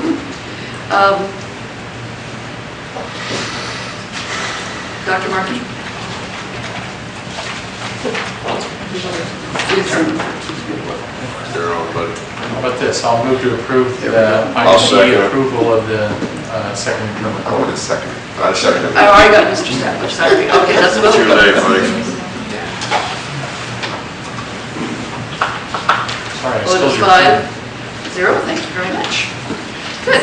And I know when you looked at the agenda, you saw F through Z, and everyone said, oh my God, what's going on? We're going to be there till 1 o'clock in the Right, morning. right. And basically, these are put in there because we wanted to have you have a chance to look at them. We have a subcommittee report. Ms. Thomas, would you like to present that report? Sure. We were directed to Jen, Ms. Crocker and I, to be a subcommittee that would review the bylaws, the 9,000 level bylaws, and we created a chart that we shared with everyone earlier, that where we labeled the bylaws in one of 4 ways. One of them was that they were up to date already and we should keep them because they coincided with what the bylaws are, or were even newer than the ones that CSBA recommended. 2, that ours were out of date and we should consider updating them. 3, that there were some that were that we have that do not exist any longer, or maybe never did as a CSBA recommendation, and that those should be visited at some point. And I forget the 4th. Do you remember? We had to do with the fact that there are bylaws we need to feel that needed to be discussed because they were issues that involved discussion. Right. And anyway, so what we did is presented a list, and then Ms. Warren was kind enough to update our list, and I have a list for everyone here, the updated list that Ms. Warren gave of those board bylaws that need to be updated. And we, as a guiding principle, said, and in the past, have pretty much tried to update them to match as closely as possible the recommendations of CSBA. So what I have, what we have on the agenda here is all but 1 or 2 of the bylaws that are marked up, so they're very difficult to read because of the cross-outs and everything, that would update our board bylaws to the bylaws recommended by CSBA. In addition, I have created a file at home, and I'm just waiting for one more verification of one more bylaw. And if anyone in the audience wants to see that list, it's there. We may need to add one more bylaw, but in addition to the ones on Ms. Warren's list, she and I discussed it today, and we need to add 9321.1. That one needs to be updated, and there may be another one coming. Those I will be sending to you in an email in a readable form. So what you'd be seeing is, in addition to the marked up version from our old bylaw, you'd be seeing what it would look like without the markups. And so we would like to send those out to you and give you until the end of the month to send comments back per the discussion we had in our little board retreat a while back. Send your comments back about any changes. And then what we will do is bring those forward, the ones that you don't recommend changes to, bring those forward as they are, and the ones you recommend changes to, we'll note those changes and bring them back for discussion. In the meantime, we would welcome and ask staff input on any of the bylaws, changes that staff might recommend to us, so they would come back at a future meeting for us to consider. Is that, Mr. Mensinger, does that kind of fit with what we had agreed to in our little board retreat? Well, almost. But what we said was, you guys are going to go out and update, Which we did. Which you did. You're going to send them to us for our comments. We will make comments, send them back to you. If there are no comments on certain items, we send them to Ms. Warren to go through the regular process. Right, exactly. Okay. So we're asking that you send them to Nancy or to I with your input, and we'll get back to you if there's any decision that has to be made about what we figure the input. Yeah, so there's three possible outcomes. There's we had comments, so if we have comments, you update them, then get those back to the rest of the board so we can say if we agree with them or not. Two, there's no comments, in which case you can send them forward to Ms.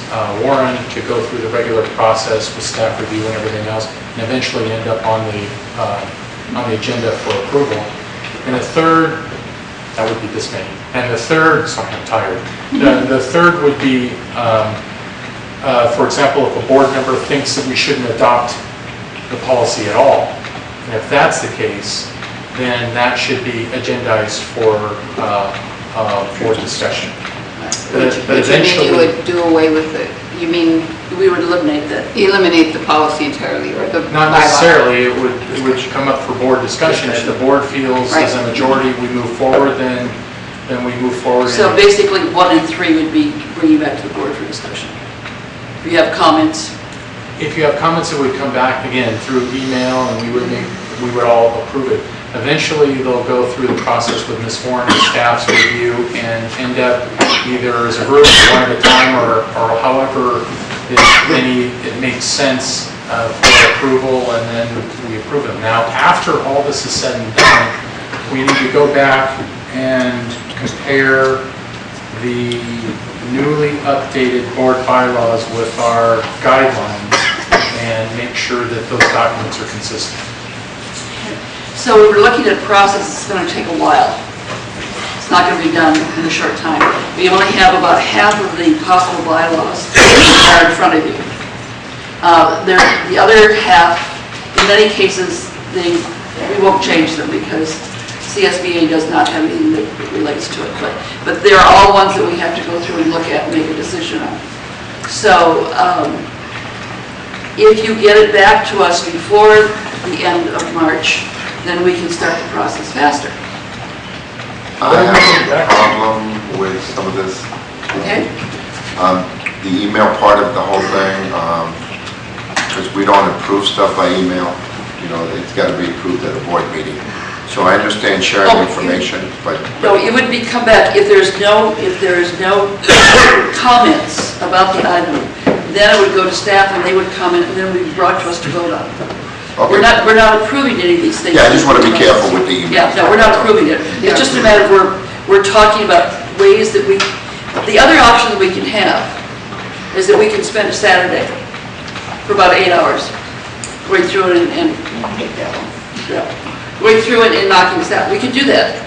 And that is another option, having a workshop. No, I appreciate both you and Nancy doing this, because I'd rather have you spend 8 hours than us spend 8 hours. We already have. But I'm just concerned about the email, that's all. No, well, I Don't be think, giving away my I Saturdays. don't know if you were requesting email approval or anything. I didn't quite get that. No. Just to... I may have, if I used the term approval, then I used it poorly. What I meant is you have no comments and are fine with the text the way it is. Right. If you are, you either don't respond, well, you should respond and say, I'm okay with the documents back to the committee, and that way the committee can start moving forward in the process, and eventually it will be approved. Yeah, I would be very helpful if you put down the bylaw number and say no comment, rather than just us to assume because we didn't hear from you there's no comment. Okay. But if there's no, silence is acceptance. By the end of the month, that's true. Right, exactly. Is that acceptable to everybody? Yes, that's fine. It seems to me, though, if there is a change that someone wants to make, and in some cases there's options that we have to choose, those should also come to the board for a discussion about what do we like Mr. Mensinger's suggestion, or do we like Mr. Rodriguez's better, or if 2 or 3 of us want this option and someone wants a different one, then we'd have the discussion when we consider it as an agenda item in the future. Depends on who pays more. Right. Now, the only other comment that I had was, we have tonight on the agenda, you have the ones here that had the revisions feature turned on when they were converted from Word to PDF. I guess you sent us the old, or the file where those were actually, where revisions were up, and it just shows the new one. Is that correct? Right. But I'm going to send them to you again, because there were 3 of them on there that didn't need to be on there, and there's 2 of them on there that should have been added. So I'm going to just send you another email with all of the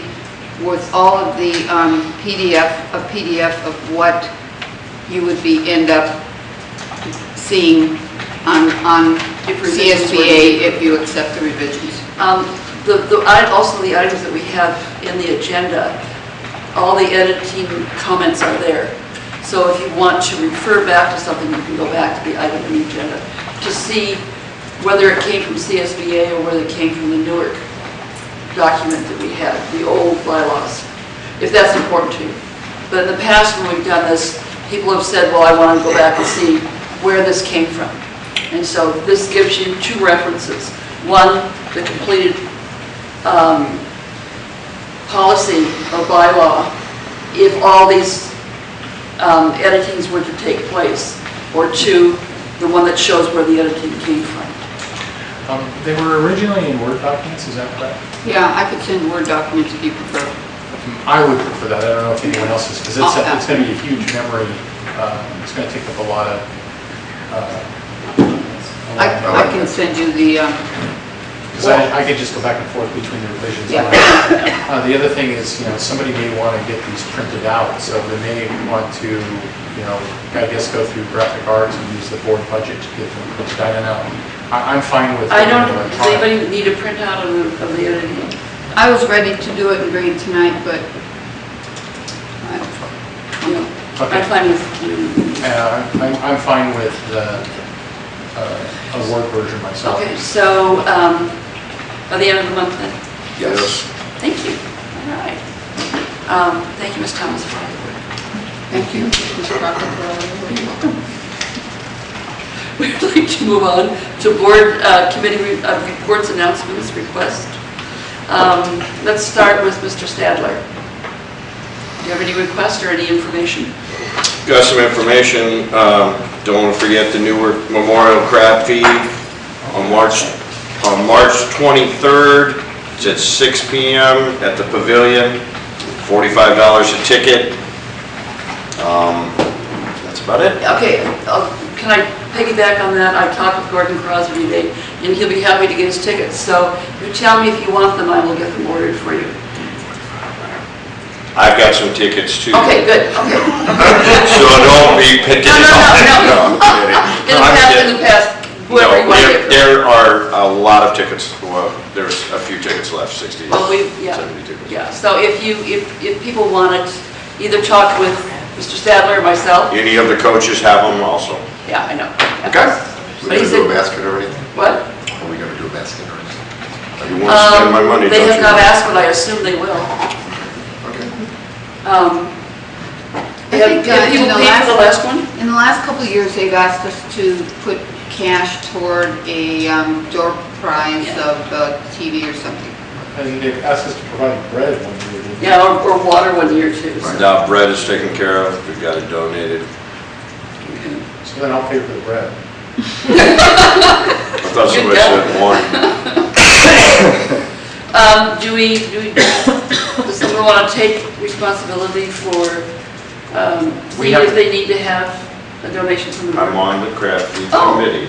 Oh, there you go. I'm going to be in charge of the kitchen and filling some big shoes, Yeah.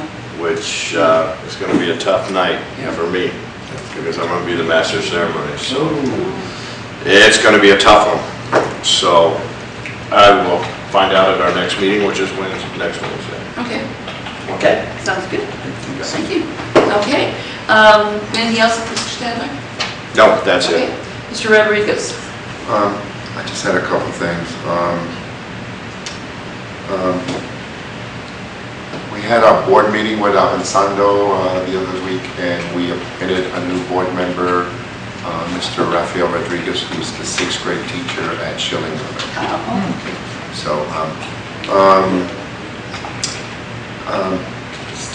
So this coming Sunday, we're going to have the memorial for Coach Swift, and then Saturday night, we're having our first NorCal playoff game at 7 o'clock.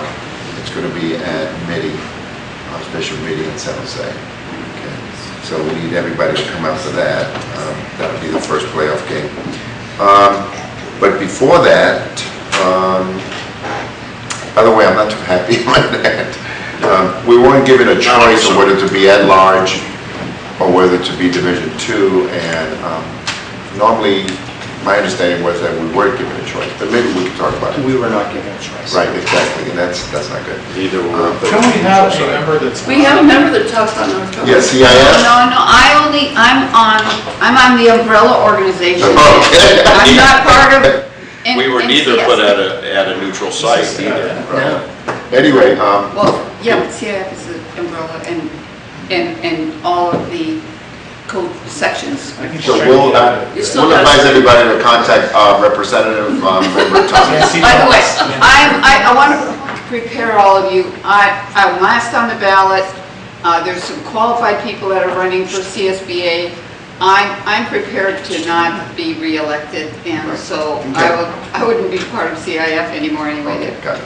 Okay, the last thing I have prior to this, to Saturday and Sunday, and I've already sent you an invitation, but I'll send you a reminder. The special ed ball, which is being supported by SELPA, and that'll be on Friday. This Friday evening at the Senior Center in Union City. They're volunteering. They're donating their center at no charge. So if you want to see Tri-City special ed kids having a good time, you're all invited. Okay. And that'll be Friday. And I'll send you another invitation. And that's all I have. Thank you. Ms. Thomas? I attended the ROP meeting. It was The biggest part of the meeting was to accept the WASP report that they put together, and oh my gosh, it's fantastic, and the plans that ROP has going forward to increase rigor relevance and really have these pathways developed is great. The new programs that they're putting together, they're really great. Also, Mr. Stadler didn't mention it, but he and I visited Kennedy and Bunker earlier yesterday and today. And we snuck in a visit to Newark Junior High, so I could see the facelift that it's undergone. And so anyway, a big thank you to the principals that hosted us and let us visit classrooms to see the good learning that's going on.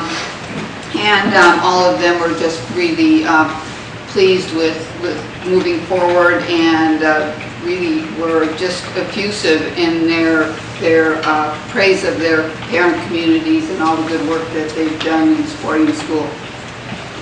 And that's it. Okay, Mr. Bensinger. Yeah. Oh, by the way, thank you for having to send that note on PTA. I thought that the stuff that they provide, the services they provide, they're excellent. It's nice to see it all in one place too. PTA? Ms. Thomas. Well, what happened is we were talking about what Kathleen Waffle was listing about 6 or 8 things that the PTA had done for the school, and I said, oh, I'd like to share that with the board. So she shared it with you, but she added about a dozen other things. But, okay, their PTA is very supportive. A couple items, since we're announcing the things we're doing. I'm going to be helping out with the Newark Memorial track meet on Saturday. They have their annual invitational, and I'm not sure exactly what I'm going to be doing. I'll either be the official at the pole vault pit, or the announcer, or both, and then some other things. So I'm helping out at the track meet on Saturday, or at least I think I am. I was asked. Dr. Markin and Mr. Stadler and I attended the Youth Task Force meeting. I think that was last week. The time's running together. But there was a couple of important things that happened during that meeting, and Dr. Markin actually had them copied and put in the Friday update. So you see for the health seminar that the city and the school district are jointly putting on together. That flyer was in the Friday update, as well as we had a great discussion with our newest librarian and reaching out to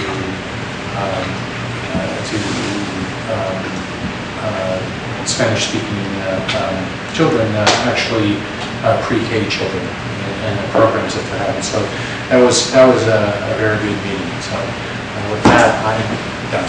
Good. I just have a couple of things. One was that I had a chance to ride with Lincoln 6th graders to Lobomar for their ecology camp, or science camp, or whatever you call it now. So it was wonderful going out and seeing the ocean and going into the redwoods and seeing how excited the kids were. I sat next to a high school student who's working as a counselor there. What a sweetheart. It's her second year, and just, it's such a wonderful program. And this is one of my favorite things about our district, is that all 6th graders have an opportunity to go in this process. And I just want to make sure we keep it going, because I think it's such an important part of education for the kids. It's an experience that we can say universally the kids get, except for those kids whose parents pull them out from being able to do it. But, so it's very expensive, and the PTAs have to do a lot of work. And I wish we could figure out a way that we could cut down that expense. But the experience is just unlimited in terms of its value. The other piece had to do with, apparently this weekend there's going to be the Washington Township Relays this morning. Green starts at 9 o'clock at the pool. think that's right, that's what Gordon said today.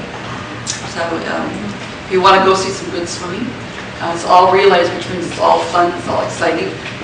You do have the 500, some of the longer ones, but nonetheless, it's a good, exciting time, and the kids always enjoy it, and it's a good beginning of the actual season, so that's great. So there'll be no parking at the high school this weekend. You think maybe? Can I add something to your sixth graders when you're done? I'm finished. Okay. You're welcome to join me, but I'm going to start visiting of course, I'll let Dr. Markin know the sixth grade classes for the elementary school. So if you guys want to go with me. Is there a reason why you target this age? Transition. You're looking at her only? Sixth grade is transitioning to junior high, so, and this is a time where they, start talking about stuff like that. And then plus they share what's going on in science camp, so I just thought it'd be nice. Okay, very good. Any other? Then I would like to close the meeting tonight in memory of Coach Richard Swift. He has been a big part of the Newark education community for many, many years, and there is literally thousands of students that have been affected by him. And I think that if we were to say it to him right now, we'd say, job well done. Yes, I agree.